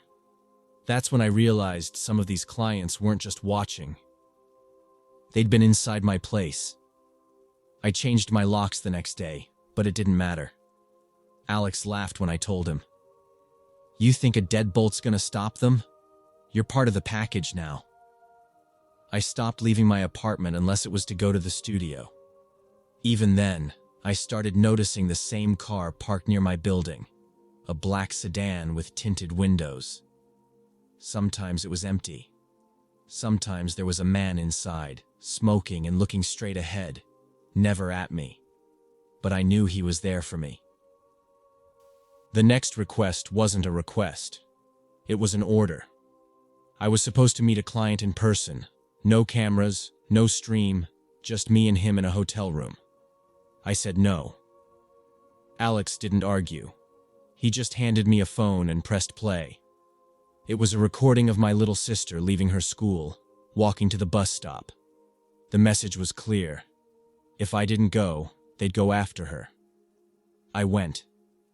The man in the hotel room was older, mid-50s maybe, and completely calm. He didn't touch me at first. He just talked, asking me weirdly personal questions about my childhood, my parents, things I hadn't mentioned on any stream. Then he made me undress, slowly, and stand in front of the window while he filmed me from behind. He didn't say a word the whole time, just kept the camera rolling. When I started crying, he told me to smile or he'd start over. I don't know how long it lasted. I barely remember leaving. After that, it was like they knew they'd broken me. The threats got quieter because they didn't need them anymore. I showed up when they told me to, wore what they wanted, did what they asked. The clients got rougher, more specific in their demands. Sometimes they wanted bruises, sometimes they wanted me to beg. Sometimes they just wanted me to sit there and take it while they screamed insults through the screen. I tried to quit again once, after a particularly bad session where a client told me, in graphic detail, what he'd do if he ever got me alone in person. Alex just shrugged. You're in this now. There's no out. The only reason any of this stopped was because of the neighbors. The building where the studio was had thin walls, and apparently someone in the unit next door started noticing how many men were coming and going at all hours. They called the cops, thinking it was some kind of illegal poker room or drug den. When the raid happened, they found me and 2 other girls locked in a back room, waiting for our next appointments. Alex and the others were gone. They'd cleared out the computers, the cash, everything. All that was left was us, half-dressed, terrified, and too ashamed to say much at first. I gave my statement, told them everything I knew. They listened, but they also made it clear this was bigger than Alex. These setups, the studios, the blackmail, the clients, they were part of something way larger. They said these networks move fast, change names, change locations. By the time the raid happened, there were probably 3 new studios running somewhere else. It took months before I stopped jumping every time my phone rang. Even now, I keep the curtains closed, always check the locks twice. And no matter how many times I change my email, every once in a while, I still get a message with no subject line and just a single link. I never click them, but I know they're still watching. My son loved mobile games. He could sit for hours, completely immersed in whatever world was on his screen. I didn't see much harm in it. As long as he kept up with school, I figured it was just a normal hobby for kids his age. He wasn't causing trouble, and if a few hours of gaming made him happy, I didn't see a reason to interfere. One evening, he came to me with an excited look on his face, holding out his tablet. He told me about a mod that all his friends were using, something that made the game more fun, unlocking new features. He insisted it wasn't cheating, just an enhancement, and everyone had it. He begged me to help him install it, saying it would make him fit in with his gaming group. I barely glanced at it, just followed his instructions, clicked through the installation, and handed the tablet back. He was thrilled. At the time, I didn't think twice about it. If I had paid more attention, maybe I would have noticed something strange, something off about the file. Maybe I would have asked where exactly he got the link. But I was in the middle of making dinner, distracted, and just wanted to keep him happy. Looking back, that moment, that single decision, was probably when everything started. A few days later, my son started mentioning a new friend in the game. He called him the nice uncle. He said this man gave him virtual gifts, rare items, extra game currency. I remember feeling a little uneasy when he brought it up. I asked if he actually talked to this person, but he just shrugged and said they chatted in the game. He seemed happy about it, and I told myself that generous players existed. Maybe it was just someone being nice. Then, another strange thing happened. A package arrived at our house, delivered by a courier. When I checked the label, it had my son's name on it. That immediately struck me as odd. He was too young to be receiving mail. I called him over and asked what it was. He grinned and said it was a prize, something he had won in an in-game tournament. The box wasn't big, but it was heavier than I expected. When I opened it, I found a device inside, something that looked like a router or an external hard drive. It was sleek, black, and had no clear branding. I turned it over in my hands, confused. "What exactly is this?" I asked him. "It's just for the game," he said quickly. "It makes the connection better. The nice uncle sent it." That set off alarm bells in my head. "How does he know our address?" I demanded. My son hesitated, suddenly looking nervous. "I don't know," he mumbled. "Maybe I typed it in somewhere?" I stared at the device, my stomach tightening. Something was wrong. I plugged in the device later that night, thinking maybe it really was some kind of gaming accessory. My son wasn't the most technical kid. He didn't always understand how things worked, and I figured I'd check it out myself. It connected easily to our router, just like any other piece of equipment. No obvious alarms, no weird screens popping up, so I left it. That's when the phone calls started. The first one came just after midnight. Unknown number, no voicemail. I ignored it. Then it happened again the next day, and the day after that. Always silent, always from different numbers, never leaving a message. At first, I thought it was spam, but there was something too consistent about the timing. It felt deliberate, like someone checking if I'd answer. Meanwhile, my son was glued to his tablet. More than usual. I'd walk past his room and hear him whispering into the mic, but every time I opened the door, he'd snap the tablet shut. I asked who he was talking to, and he just said it was the uncle again. I told him to be careful, but he brushed me off. He said the guy was just helping him get better at the game. It wasn't until I saw the photos that I realized how deep this went. I was cleaning up the living room one evening when his tablet lit up with a notification. I glanced down and saw what I thought was a group chat from his game. But right there in the middle of all the memes and game talk were pictures of our house. The front yard, our living room, my son's bedroom, even a shot of me cooking in the kitchen. All recent. All taken from angles that didn't make sense. My stomach dropped. I grabbed the tablet and started scrolling through the chat history. More photos. Some of my son walking home from school, others from inside the house. I couldn't figure out how they got there. My son had never mentioned sending anyone pictures. That was it. I unplugged the router-like device and turned off the Wi-Fi.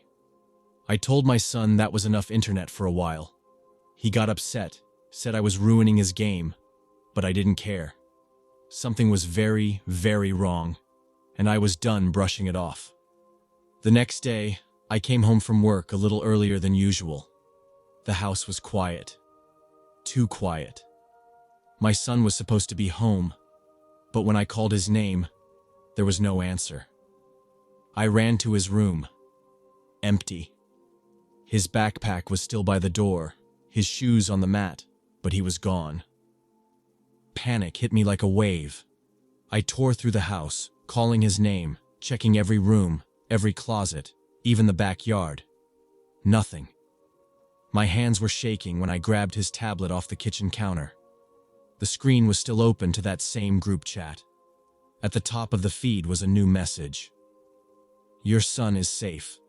If you want him back, prepare a large sum." I couldn't breathe. My fingers fumbled trying to call 911. When the dispatcher answered, my voice barely worked, but I forced myself to explain everything. How I downloaded some mod, how this uncle had wormed his way into my son's trust, how the photos started appearing, how my son was just gone. The police arrived fast. They took his tablet, my phone, even the strange device I'd unplugged. They asked about every detail, when the game started, what the uncle's username was, how long the photos had been appearing. I could barely keep my thoughts straight. All I could think about was my son, out there somewhere with God knows who. The messages kept coming, even after the police were there. Always through the same app, always short. They wanted money and cryptocurrency, nothing traceable. They gave no proof of life, no video or photos, just vague threats about what would happen if I didn't pay. The police said they were working with cybercrime specialists, but I could tell they didn't have much to go on. Whoever these people were, they knew how to cover their tracks. They'd gotten into our network so easily, through that stupid device I'd plugged in without thinking, and now they were using it to keep tabs on everything we did. Days passed. Every second felt like my chest was being crushed in a vice. The police searched the neighborhood, traced delivery records, and followed every lead they could find, but nothing led to my son. It wasn't until nearly a week later that a patrol officer in another state found him. He was sitting on a dirty mattress in the corner of an abandoned house, covered in a blanket that wasn't his. He was pale, shaking, and refused to speak. They said he didn't have any visible injuries, but he was clearly traumatized. Whoever took him had vanished, leaving him there like a discarded object. The only clue they left behind was a small camera hidden in a vent, still recording when the officers arrived. The footage showed a man wearing a ski mask, pacing the room, talking to my son in a low, quiet voice. The sound cut out, but from the body language alone, it was clear the man was making threats. My son just sat there, too scared to move. The investigators told me later that the whole scheme was shockingly simple. That mod I installed? It opened a back door to our entire network. They tracked our IP, mapped our routines, and monitored every camera in the house. They knew when we were home, when we weren't, even which rooms we spent the most time in. They used the game to lure my son in, groom him until he trusted them, and then they walked right in and took him. The police said these kinds of groups operate like well-oiled machines. They target kids who seem isolated or eager to make friends, and they exploit that trust until the kids feel like they owe them. My son never stood a chance. He's home now, but he's not the same. He barely speaks, barely eats. We're in therapy, both of us, trying to piece together what's left of our lives. I've cut off the internet entirely. No games, no tablets, nothing. I don't know if I'll ever feel safe again in my own house. All because I clicked one file, one time without thinking. That's all it took.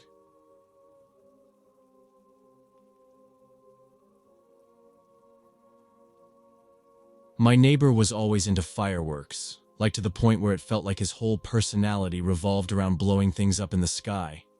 Every holiday, New Year's, 4th of July, even random weekends, he'd set up these elaborate backyard shows.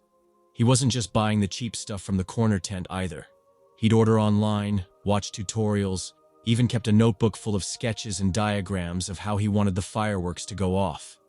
He used to talk about how one day he'd have his own little fireworks company, a small operation making custom displays for parties and events. At first, it seemed harmless. Some guys are into cars, some into fishing. For him, it was fireworks. In the early days, it was all pretty basic. He ordered from reputable suppliers, stuff anyone could technically get if they knew where to look. Magnesium, aluminum powder, potassium nitrate. None of it raised any alarms because they're all legal if you're just a hobbyist. He'd spend hours tinkering in his garage, the door half open, so the smell of burning fuses would drift into the driveway. Sometimes I'd hear little test pops. Nothing too loud, just small controlled bursts. I figured he was just refining the timing or testing how the different chemicals burned. I even stood with him a few times, watching him light these homemade rockets, explaining how he wanted the bursts to form shapes or blend colors in midair. He was always excited when he talked about it, like a kid showing off his Lego creations. He kept saying he was trying to create something unique, effects you couldn't buy in stores. At the time, I thought it was cool, creative even. He wasn't some sketchy weirdo. just a guy who really liked fireworks. But over time, I noticed his experiments were getting more ambitious. The bursts got louder, the tests more frequent. There were days where my windows would rattle just slightly from whatever he was doing over there. But I never thought much of it, just figured he was getting better at his craft. Then, gradually, things started shifting. He became more guarded about what he was doing. The garage door, which was usually half open, was almost always closed now, even when I knew he was inside. If I walked over to say hey or ask what he was working on, he'd give me vague answers, like just tweaking some formulas or getting ready for a bigger project. He wasn't rude, just off, like he was nervous talking about it. I chalked it up to him being afraid someone would steal his ideas or something. Around the same time, I started hearing rumors, nothing crazy, just some neighbors mentioning he was behind on his mortgage, that the fireworks hobby was becoming an expensive obsession. It made sense. Every time I saw delivery trucks dropping off packages, they were hauling big, heavy boxes to his garage, and not the kind of stuff you get from Amazon. These were industrial crates, some marked with symbols I didn't recognize, others with chemical names I couldn't even pronounce. I should have asked more questions, but at the time, I figured it was just part of his growing hobby. Maybe he found a cheaper supplier or was bulk ordering to save money. It wasn't until one afternoon when I caught a glimpse inside his garage that it really hit me something was off. The door had been left ajar. Not much, but enough for me to peek in when I walked past. The usual shelves were still there, lined with labeled jars and containers, but there were also big plastic tubs, some with faded Cyrillic writing, others with nothing but numeric codes. There were stacks of cardboard boxes, some sealed tight with reinforced tape, and a few open just enough for me to see rows of plastic-wrapped bricks inside. It didn't look like fireworks materials, at least not the kind you'd expect a hobbyist to have. I knocked on the frame and stepped inside, trying to act casual. He looked up, startled, like I'd caught him doing something illegal, which, in hindsight, I probably had. He relaxed after a second, wiped his hands on a rag, and gave me this half-forced smile. "Big shipment," I said, nodding toward the boxes. "Yeah," he said. "Trying out some new stuff. Special orders." "Where'd you get all this?" He shrugged, didn't meet my eye. "Overseas suppliers. Cheaper that way." There was something in his tone that made it clear I wasn't supposed to ask any more questions. So I didn't. I told myself maybe he was just embarrassed about how much money he was spending, or maybe the stuff was technically legal but from some sketchy source.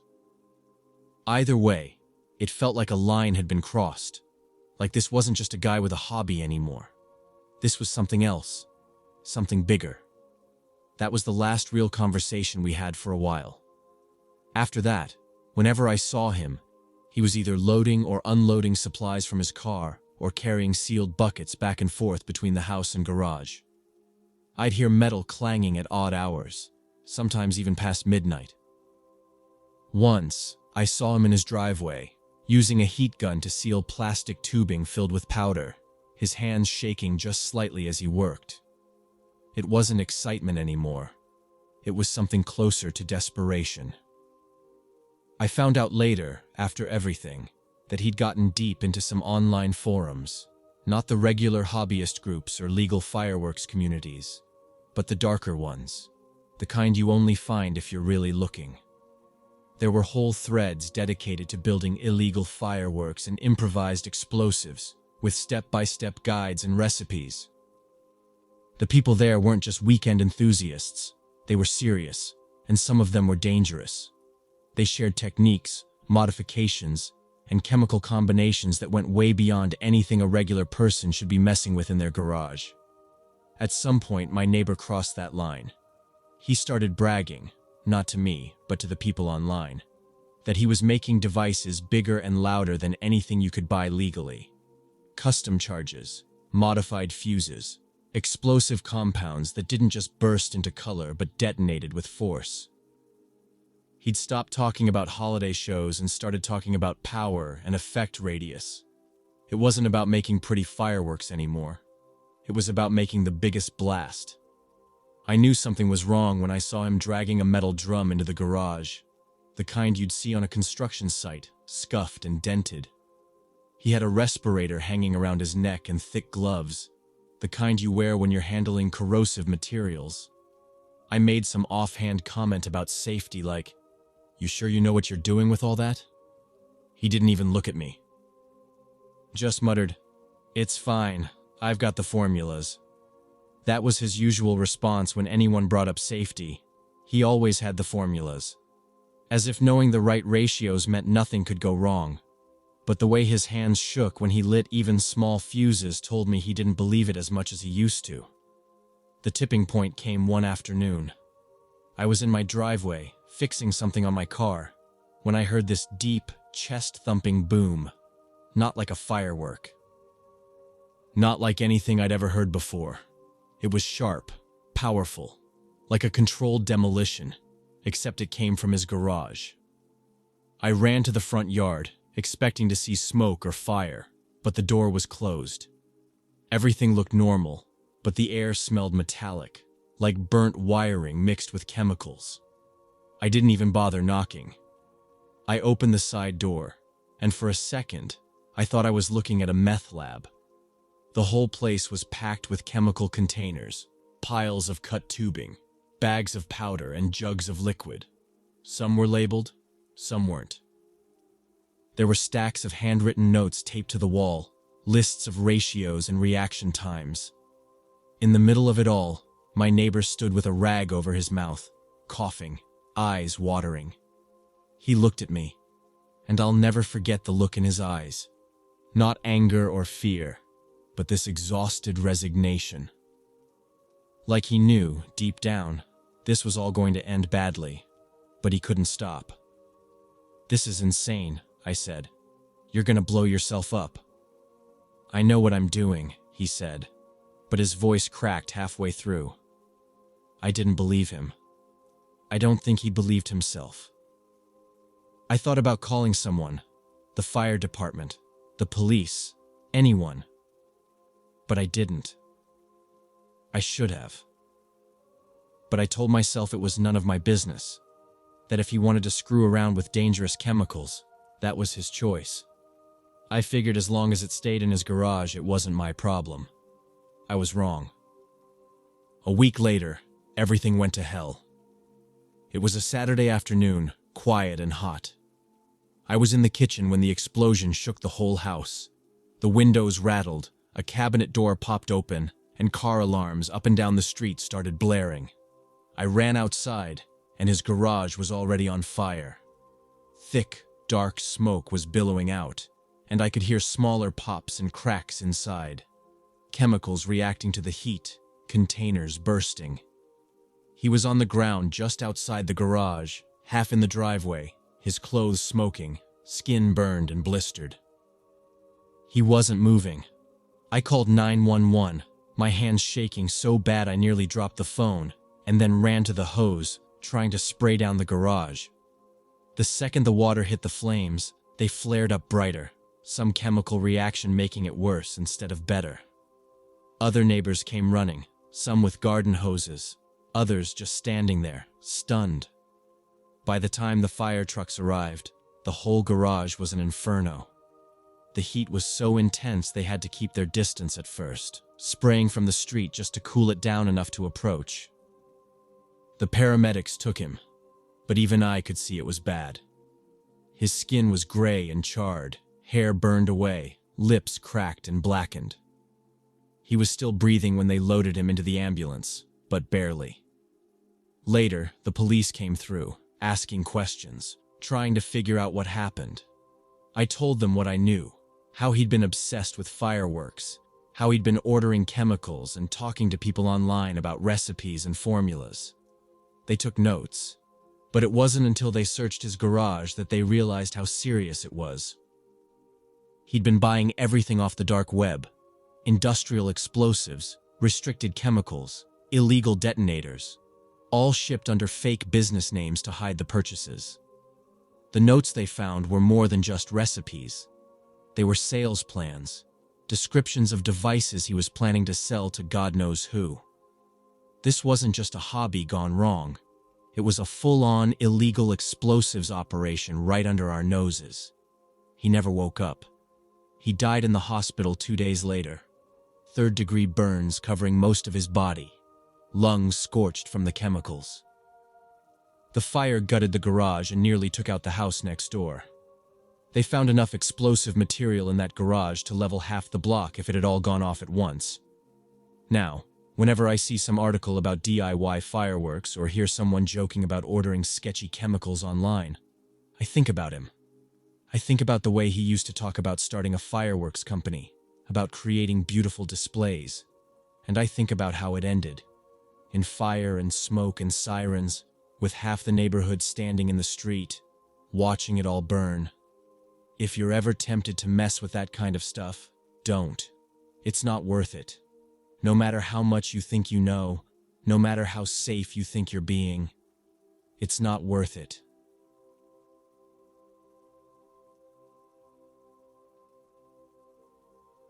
It all started as a simple idea to make money off rare chemical reagents that could be resold online for a solid profit.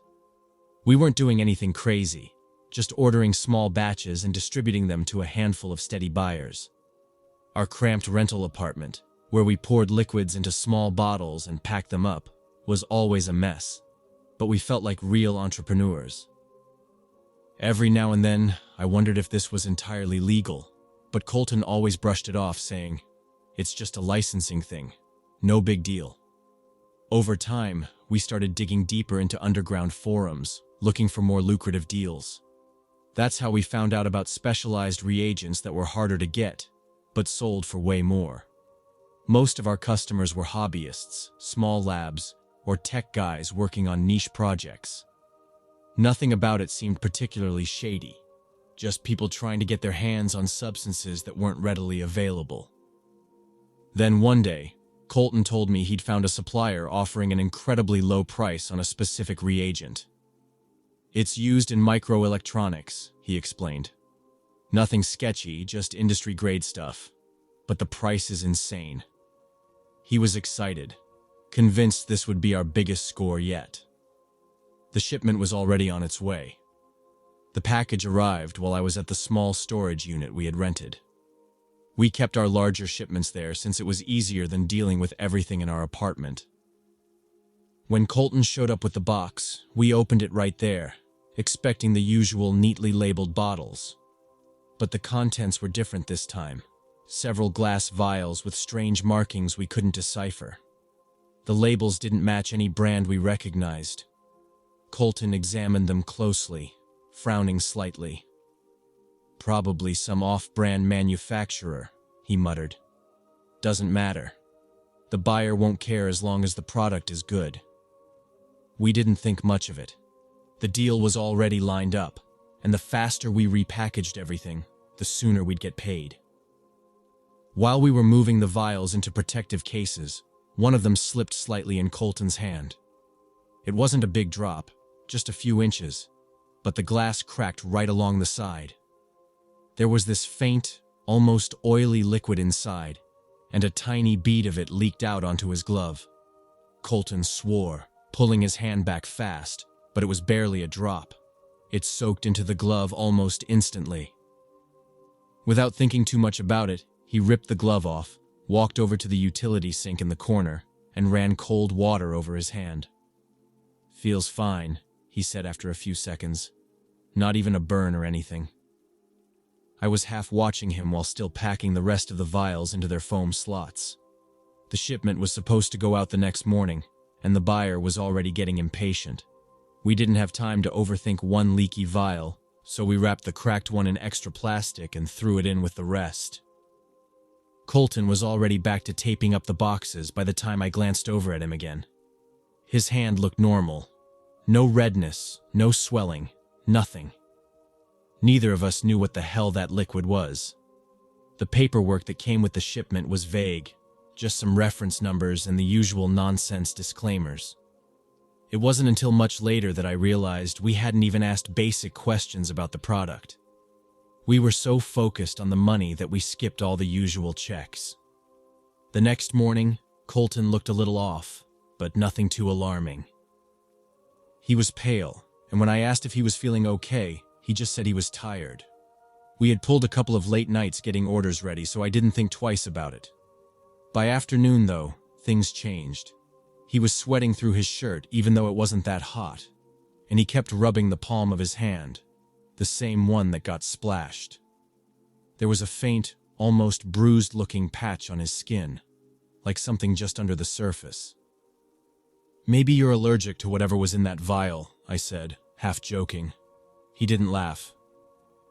That night, the bruising spread up his wrist. It didn't look like a normal bruise, more like something had soaked into his skin from the inside out.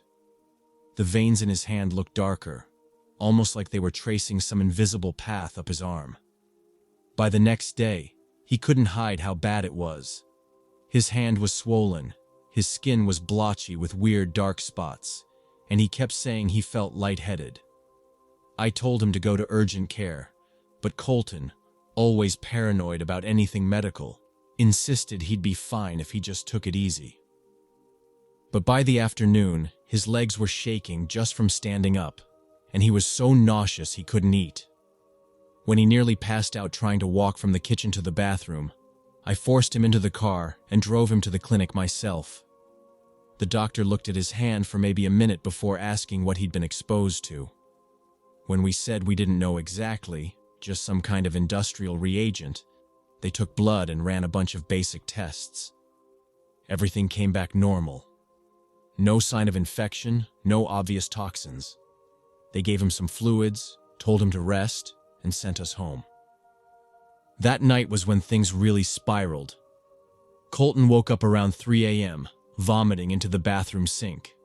I could hear him retching from the other room, and when I went to check on him, he was so pale his lips looked gray. His hand, the same one, was shaking uncontrollably, and the dark veins had spread up past his elbow. I told him we were going to the ER, no arguments, and this time he didn't fight me. They admitted him immediately. His heart rate was all over the place, and his temperature kept spiking and then dropping suddenly. They moved him to isolation, but no one could tell me what was wrong. Toxicology came back clean again. No drugs, no known poisons. The next day, Colton started having seizures. They weren't the full-body convulsions you see in movies, just these terrifying, jerking tremors in his arms and legs. His skin turned this dull, sickly shade, and the veins under his skin got darker and thicker until they looked like cords pulling tight under his flesh.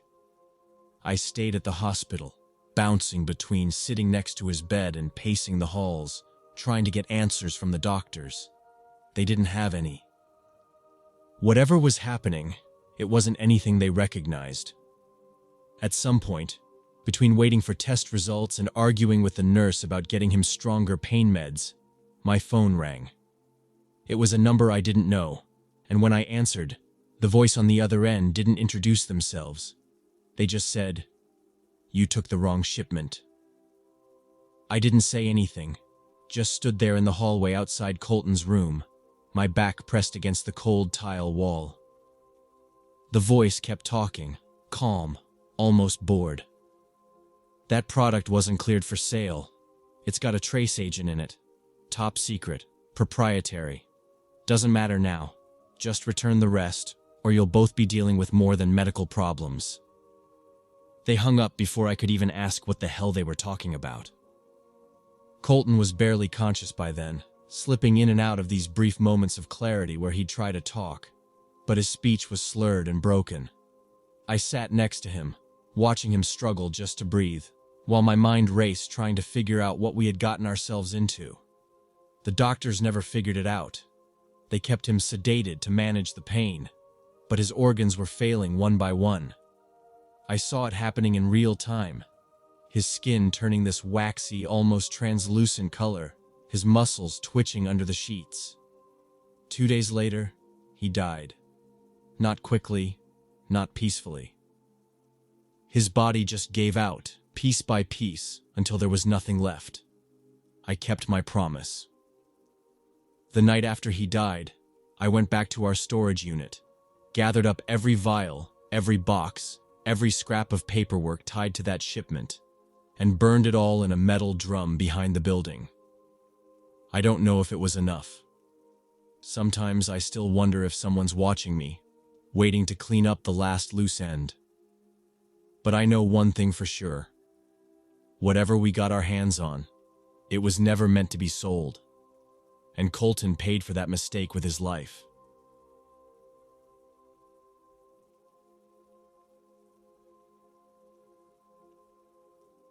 I worked as a waitress at a roadside cafe just outside the city, the kind of place where truckers would pull in at all hours to grab a meal, stretch their legs, and smoke out back by the dumpsters. My shifts were long, tips were hit or miss, and the pay barely covered the rent for the tiny room I rented from an elderly couple who lived on the edge of town. The room was cold in the winter, stifling in the summer, and the walls were thin enough that I could hear their ancient television set droning on well past midnight. But it was cheap, and cheap was all I could afford. One night, just after cleaning up the last table and locking the front door, I found a small, glossy business card left near the cash register. It didn't look like anything special, plain white with black text, but the message printed on it stopped me cold. Here's your chance to get rich, if you're not afraid of risk. There was a web address underneath, no phone number, no company name. I slipped it into my apron pocket and didn't think about it again until I got home and sat on the edge of my narrow bed, rubbing my sore feet. Curiosity got the better of me. The link led to a forum, one of those invitation-only corners of the internet that looked like it hadn't been updated since the early 2000s. The posts were mostly anonymous, but all circled around the same topic: surrogacy. Not the kind you hear about on the news, with agencies and lawyers. This was private, unregulated, and paid in cash. The numbers they were throwing around were unreal. Enough to cover years of rent, enough to finally get out of that cramped room, enough to start over somewhere else. I spent hours reading through old threads, trying to separate reality from scams. Most of the posts were short, more like classified ads than actual conversations. But every now and then, someone would write a long account of their experience. Medical procedures done in strange clinics, months spent isolated in remote houses, payouts that either changed their lives or disappeared the moment the baby was born. There were warnings too, of course, but they were vague. No names, no locations. Just hints about contracts with fine print no one could understand and agreements you couldn't back out of once you signed. I wasn't stupid. I knew this wasn't above board. But when you're broke, when you're barely scraping by and someone dangles a number in front of you that could wipe all your problems away, it's hard to walk away. I filled out the contact form. Name, age, basic health history, a grainy photo I took in my bathroom mirror. I hesitated for a long time before I hit send, but in the end, I did. It only took a day for them to respond. A message landed in my inbox from someone calling themselves a coordinator. No name, no title. Just coordinator. They said they had a client, someone very wealthy, very private, who needed a surrogate immediately. There wouldn't be any interviews, no back-and-forth negotiations. If I was willing to agree to total anonymity and relocate for the duration of the pregnancy, they'd pay half the money up front. The rest would come after delivery. The contract was attached, a dense legal mess that I barely understood even after reading it 3 times. There were clauses about confidentiality, about forfeiting outside medical care, about agreeing to follow all health directives from their assigned doctors. I told myself it was just fancy legal talk, the kind of stuff rich people add to every contract to protect themselves. I signed it electronically and hit send before I could think about it too much. That night, I packed a single duffel bag, a couple changes of clothes, a toothbrush, my phone, and waited by the curb at dawn. A black SUV pulled up right on time. The driver never said a word, just opened the door and waited for me to get in. The drive took hours, heading far outside the city until the landscape turned to nothing but open fields and long, unmarked roads. The private residence I'd been promised was more like a compound, tucked behind a tall gate with security cameras mounted along the perimeter. The gate slid open as we approached, then closed again behind us with a metallic clunk. Inside, the house itself was beautiful.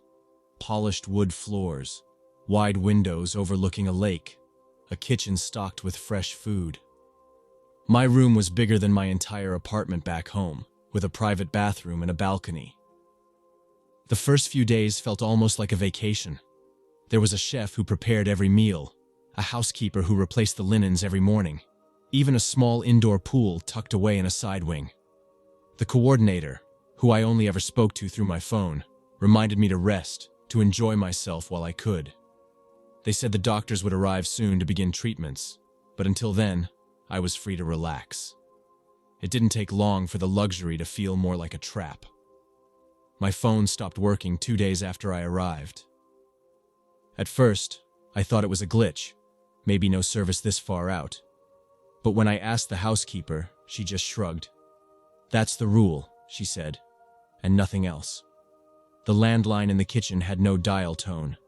The gate stayed locked at all times. The windows in my room, which I realized too late, didn't actually open. The doctors showed up on the 4th day, a man and a woman, both dressed in matching scrubs without any logos or names.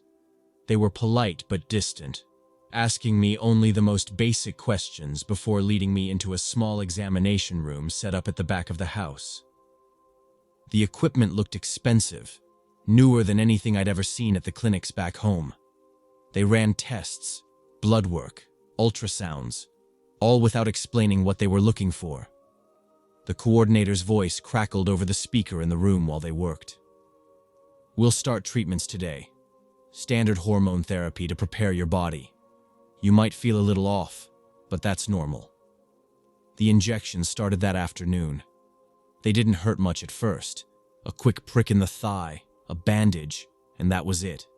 The doctors didn't stick around long after. They left through a side door I hadn't even noticed, one that led to a hallway I wasn't allowed to enter. Meals were delivered to my door, and the housekeeper stopped speaking to me altogether. By the end of the first week, I could feel the drugs working their way through my system. My appetite vanished, replaced by a dull nausea that rolled through my stomach all day. My skin felt tight, almost itchy, like a rash was just under the surface. When I asked the coordinator about it, they brushed it off. Completely normal. Every body reacts differently. I started sleeping less, pacing the hallways at night, staring out at the empty fields beyond the gate. The housekeeper didn't come anymore, and the rooms began to feel colder, the air heavier with each passing day. There were no clocks in the house, no way to tell how much time had passed. But I knew one thing. I wasn't alone. There were footsteps in the hallway at night, soft but deliberate, stopping just outside my door before moving on. The injections continued, and after the second week, the nausea turned into something sharper. A twisting, clenching pain low in my abdomen that came and went without warning. I told myself it was just the hormones doing their job, that this was what I signed up for. No one said this would be comfortable. But when I caught sight of myself in the bathroom mirror, I couldn't ignore the bright red rash crawling up my sides, blotchy and raised, like my skin was reacting to something under the surface.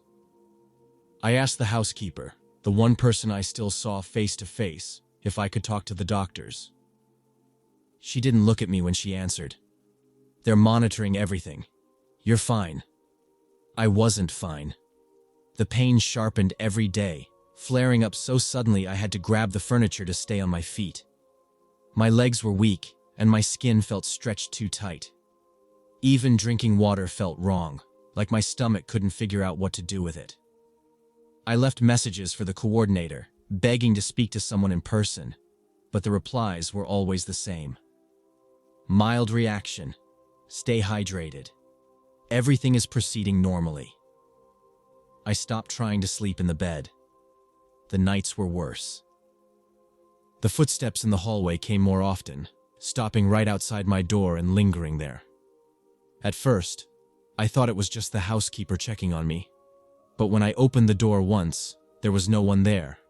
Just the long, empty hallway and the quiet hum of the air vents. One night, I doubled over in pain so intense I couldn't stand. I curled up on the bathroom floor, sweating through my clothes, too afraid to call for help, because I knew by now no one would come. I woke up hours later, my face pressed to the cold tile, and the rash had spread down my legs. My arms trembled when I tried to sit up. That's when I realized my fingernails were turning a pale, cloudy yellow. I finally snapped. I pounded on the locked door that led to the restricted wing, screaming that I needed a real doctor, that something was wrong. I didn't care if they kicked me out, if they voided the contract. I just wanted out of that house. No one answered.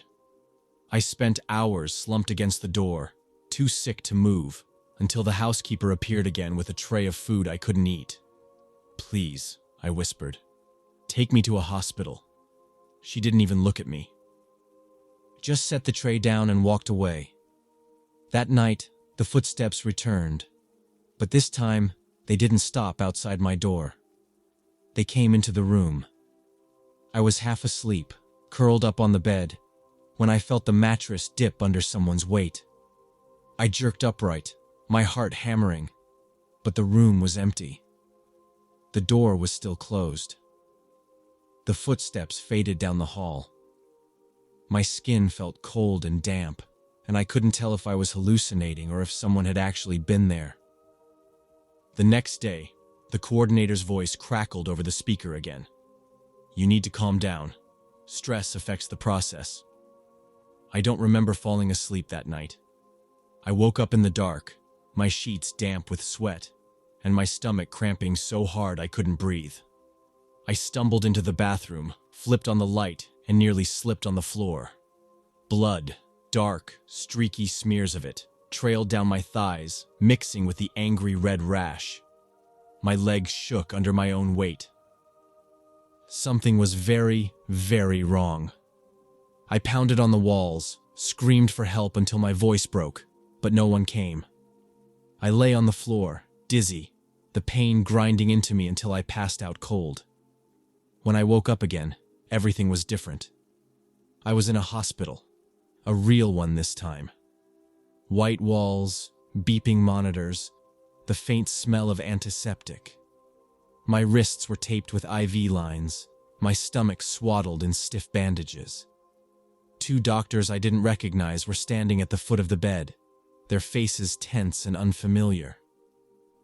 One of them said my name like they were reading it off a chart, then told me I was admitted anonymously. No ID, no personal belongings, just my half-conscious body dumped at the emergency entrance in the middle of the night. I asked where I was. They didn't answer. Instead, they started asking questions. What medications had I been given? What treatments? Who had administered them? I couldn't answer anything with certainty.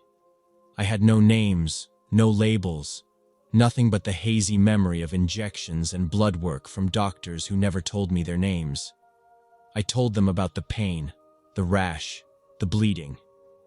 One of them glanced at the other, and that's when I saw it. The flicker of something close to alarm. They ran more tests. They said the substances in my system didn't match anything approved for reproductive care. There were compounds they couldn't even identify right away. Experimental, maybe custom-made. Whatever they'd been pumping into me wasn't just hormones. It was something else. Something meant to alter me at a deeper level. And it had gone wrong. The damage, they said, was irreversible. My liver had taken the worst of it, overloaded by toxins my body couldn't process. My kidneys were scarred, barely functioning on their own. There was internal scarring in my uterus, enough that the doctors said pregnancy, real pregnancy, if I ever wanted it, might be impossible. I would need medication for the rest of my life just to keep my body functioning, and even then, they couldn't promise the pain would ever fully go away. The police came after that, but there was nothing for them to find. The house was empty by the time they arrived. No furniture, no medical equipment, not even a scrap of paper left behind. The housekeeper, the doctors, the coordinator, all of them gone. The contract I'd signed was meaningless, a digital ghost with no traceable origin. The first half of the money they'd paid me disappeared within weeks, swallowed up by hospital bills, medication, and endless follow-ups. I moved back into a rental even smaller than the one I'd left, my body too weak to work the shifts I used to. Every time I eat, every time I stand for too long, the pain flares up again, a permanent reminder of what I did to myself for a chance at quick money. Sometimes, late at night, when the pain keeps me awake, I think about that house. I think about the footsteps outside my door. I think about who, or what, was really inside with me, and whether they were watching the whole time, waiting for the moment they knew I couldn't run. I still have no idea who they were, or what they really wanted from me. But they got it, and I'm the one who paid the price.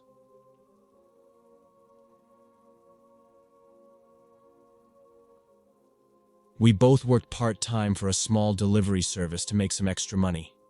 It wasn't anything special, mostly local runs, groceries, documents, small packages from businesses to customers. Carter had been at it a little longer than me, and he was one of those guys who always had a side hustle going. Friendly, always talking to someone, always checking his phone for the next angle to make a quick buck. That's probably why it didn't seem weird at first when he started mentioning these off-the-books deliveries. He said they paid better, way better. Some website he found, a forum buried a few clicks deep, where people would post jobs for drivers willing to skip the paperwork. No apps, no tracking, no questions asked. They paid cash on delivery, usually handed straight over by someone at the pickup point. At first it was simple stuff. Sealed boxes, padded envelopes. Nothing heavy, nothing big. He didn't even bother opening them, just passed them off and collected the money. I figured maybe it was expensive watches or electronics being resold. Something shady, but nothing life-threatening. It was just Carter being Carter, looking for the edge. A couple of times, I was with him when he picked up a package. We'd be on a regular shift, and he'd swing by some random parking lot or the back alley behind a restaurant. Someone would be waiting. Always different people, never the same face twice. They'd hand him a small box, no words exchanged, and he'd stash it under the seat or in the glove compartment until we were done with our regular route. It was strange, sure, but not enough to make me confront him about it. He wasn't stupid, and it wasn't my business. That changed when he started taking bigger packages. One afternoon, we were parked behind a convenience store, eating lunch in the van. Carter was on his phone, scrolling through something with that focused look he got when money was involved. When he finally spoke, it was almost casual. He said someone had offered him a delivery for double the usual rate, a wooden crate, nothing too big, but the client wanted discreet handling. That's how they always worded it. No questions, no paper trail. The catch was the pickup location, an old storage facility way out past the edge of town. The way he said it made me pause. We usually stuck to city jobs, residential neighborhoods, businesses, maybe the occasional warehouse. But this was the kind of place you only went if you were dumping a body or buying something you couldn't talk about over the phone. I asked him what was in the crate. He just laughed, said it wasn't his problem. That was his rule. Don't ask, don't open, just drive. I told him it sounded sketchy, but he brushed me off. He said these jobs were his shot at real money. Not just tips and mileage, but actual cash, enough to make a dent in the credit cards and the late bills. Carter had 4 kids, and his wife had been between jobs for months. He needed the money, and these jobs were the closest thing to a break he'd had in years. That's how he put it. His break. Like all the crappy deliveries, all the long shifts and junk cars and bounce checks were leading to this one chance to get ahead. I could see it in his face. The kind of tired you don't sleep off. He wasn't excited about it. He was desperate. That desperation that makes you take risks you swore you never would. The next morning, he showed me the email. It wasn't from a regular client or even someone with a company name. Just a string of random numbers and letters sent through some kind of encrypted service. No sender name, no contact info. The instructions were basic. Pick up the crate at 11 p.m. sharp from Unit 17, West Ridge Storage. Deliver it to a gated property on the far side of the county. Payment in cash, left in an envelope under the mailbox. The money they were offering was absurd. More than we made in a week, maybe 2, for a single trip. That's when I asked him if he was sure this wasn't drugs or guns or something worse. He said he didn't care. I remember the way he said it, like he was already halfway convinced this was a bad idea, but the money was too good to pass up. He even joked about it. Said if it was drugs, they'd probably make him test drive a sample. He was trying to make me laugh, but neither of us did. He made up his mind right then. He was taking the job. I could have argued harder, but what was I going to say? Don't do it? He had bills I couldn't even imagine, a wife who was counting on him, and a fridge that was probably half empty. I told him to be careful, and he waved it off like he always did. Said it was just another delivery, just with better pay. He asked me to cover for him at the warehouse that night. Said he'd tell the boss it was a family emergency. One of the kids sick, maybe. I agreed. It wasn't the first time we'd covered for each other, swapping shifts or taking turns lying to management when we needed a day off. He gave me a thumbs up, tossed his phone onto the dashboard, and said he'd call me when the job was done. That was the last time I saw him before everything went to hell. That evening, I took his shift like we agreed. It was a quiet night at the warehouse, a few local runs, nothing out of the ordinary. Carter's absence didn't even raise eyebrows since half our guys were always swapping shifts or calling out. I figured he'd be back the next day, tired but bragging about how easy the money was. But by midnight, I hadn't heard a word from him. I texted, no response. I called, went straight to voicemail. I tried his wife, thinking maybe he'd stopped at home, but she hadn't seen him either. That's when I started getting nervous. Carter was bad at a lot of things, being on time, filling out logs, keeping his van clean, but he always followed up after these side gigs. It was like his way of making sure someone knew he'd gotten paid. By 2 a.m., I was calling every number I could think of. A couple of our co-workers, the dispatch office, even some of the regulars who sometimes gave him extra work. No one knew anything. No one had seen him. His phone stayed off. It wasn't like him to go completely dark, not without at least dropping a text. Something was wrong. I didn't know if I should call the cops, since technically nothing had happened yet. But my gut was telling me this wasn't just Carter being Carter. The next morning, our dispatcher called me, his voice shaking right through the phone. One of the day shift drivers had found Carter's van, parked on the side of a back road about 10 miles from the storage facility. Both front tires were slashed, the driver's side door was wide open, and the inside of the van was a mess. Loose papers, a crushed soda can, Carter's clipboard on the passenger seat with half the pages torn out. There was no sign of Carter. I drove out there myself, even though I knew the cops were already on their way. The road was one of those barely used rural routes, lined with dead trees and half-collapsed fences. The van looked wrong, like it had been left in a hurry. No keys, no wallet, nothing personal left behind except for an old baseball cap wedged under the seat. I recognized it immediately. He'd worn it on almost every shift. The cops asked the usual questions. When did I last see him? Did he mention where he was going? Was he acting strange? I told them about the delivery, the off-the-books jobs, but I left out some of the details. I didn't know what was in the crate or who hired him, and I wasn't sure I wanted to know. The cops didn't seem surprised. They'd probably seen this kind of thing before. Guys thinking they'd found an easy payday and getting in over their heads. They took the van in for processing, said they'd check for prints, but I could tell they weren't hopeful. There was no blood, no obvious signs of a fight, just the open door and the slashed tires. Like someone wanted to make sure Carter wasn't going anywhere. They pulled footage from a gas station down the road, and that's when things got worse. The camera caught a black SUV tailing Carter's van about half a mile before the spot where they found it. No plates, tinted windows, the kind of car you only see in movies or drug busts. It followed him for at least 3 miles, staying just far enough back to avoid suspicion, but close enough that there was no question it was after him. The last clear shot showed the SUV pulling up alongside the van, forcing Carter onto the shoulder. What happened after that was anyone's guess. For 3 days, there was nothing. No calls, no sightings, no demands. His wife was losing it, calling me every hour, asking if I'd heard anything, if there was something I hadn't told the cops. I had nothing to give her. The storage unit where he was supposed to pick up the crate was empty when the cops checked.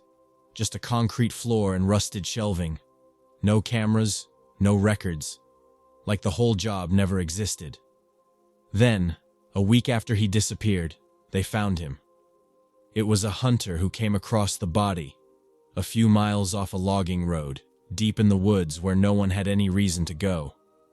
Carter was lying face down, hands bound behind his back with plastic zip ties, a bullet hole at the base of his skull. Execution style. No ID, no wallet, just his phone smashed a few feet away in the dirt. The sheriff's office didn't release all the details, but the detective I spoke to off the record said it was clear someone wanted him gone. Quick, clean, and quiet. No torture, no theatrics, just a bullet and a shallow grave. They figured he either saw something he wasn't supposed to, or asked the wrong question at the wrong time. Either way, someone decided he wasn't worth the risk. The crate, whatever was inside it, was never found. The property where he was supposed to make the delivery was just an empty lot when they got there. No house, no gate, no sign anyone had lived there in years. The payment envelope, the one that was supposed to be waiting under the mailbox, didn't exist. Every lead ended in a dead end. Carter's wife asked me if I thought it was drugs. I told her I didn't know. Truth was, it could have been anything. Guns, money, stolen art, who knows? But whatever it was worth killing him over. That's all that mattered in the end. I still work for the delivery service, but I don't take side jobs anymore. I keep my head down, do my routes, go home. Every now and then, I catch myself checking the rearview mirror just to see if anyone's following me. No one ever is, but I still look. Sometimes, I think about that crate. What was in it? Where it ended up? Why Carter had to die for it? And I wonder if somewhere, someone's still hiring drivers like him. Guys who need cash bad enough to ignore every red flag. Guys who think one job can't hurt. I used to think it was just bad luck. Now, I'm not so sure.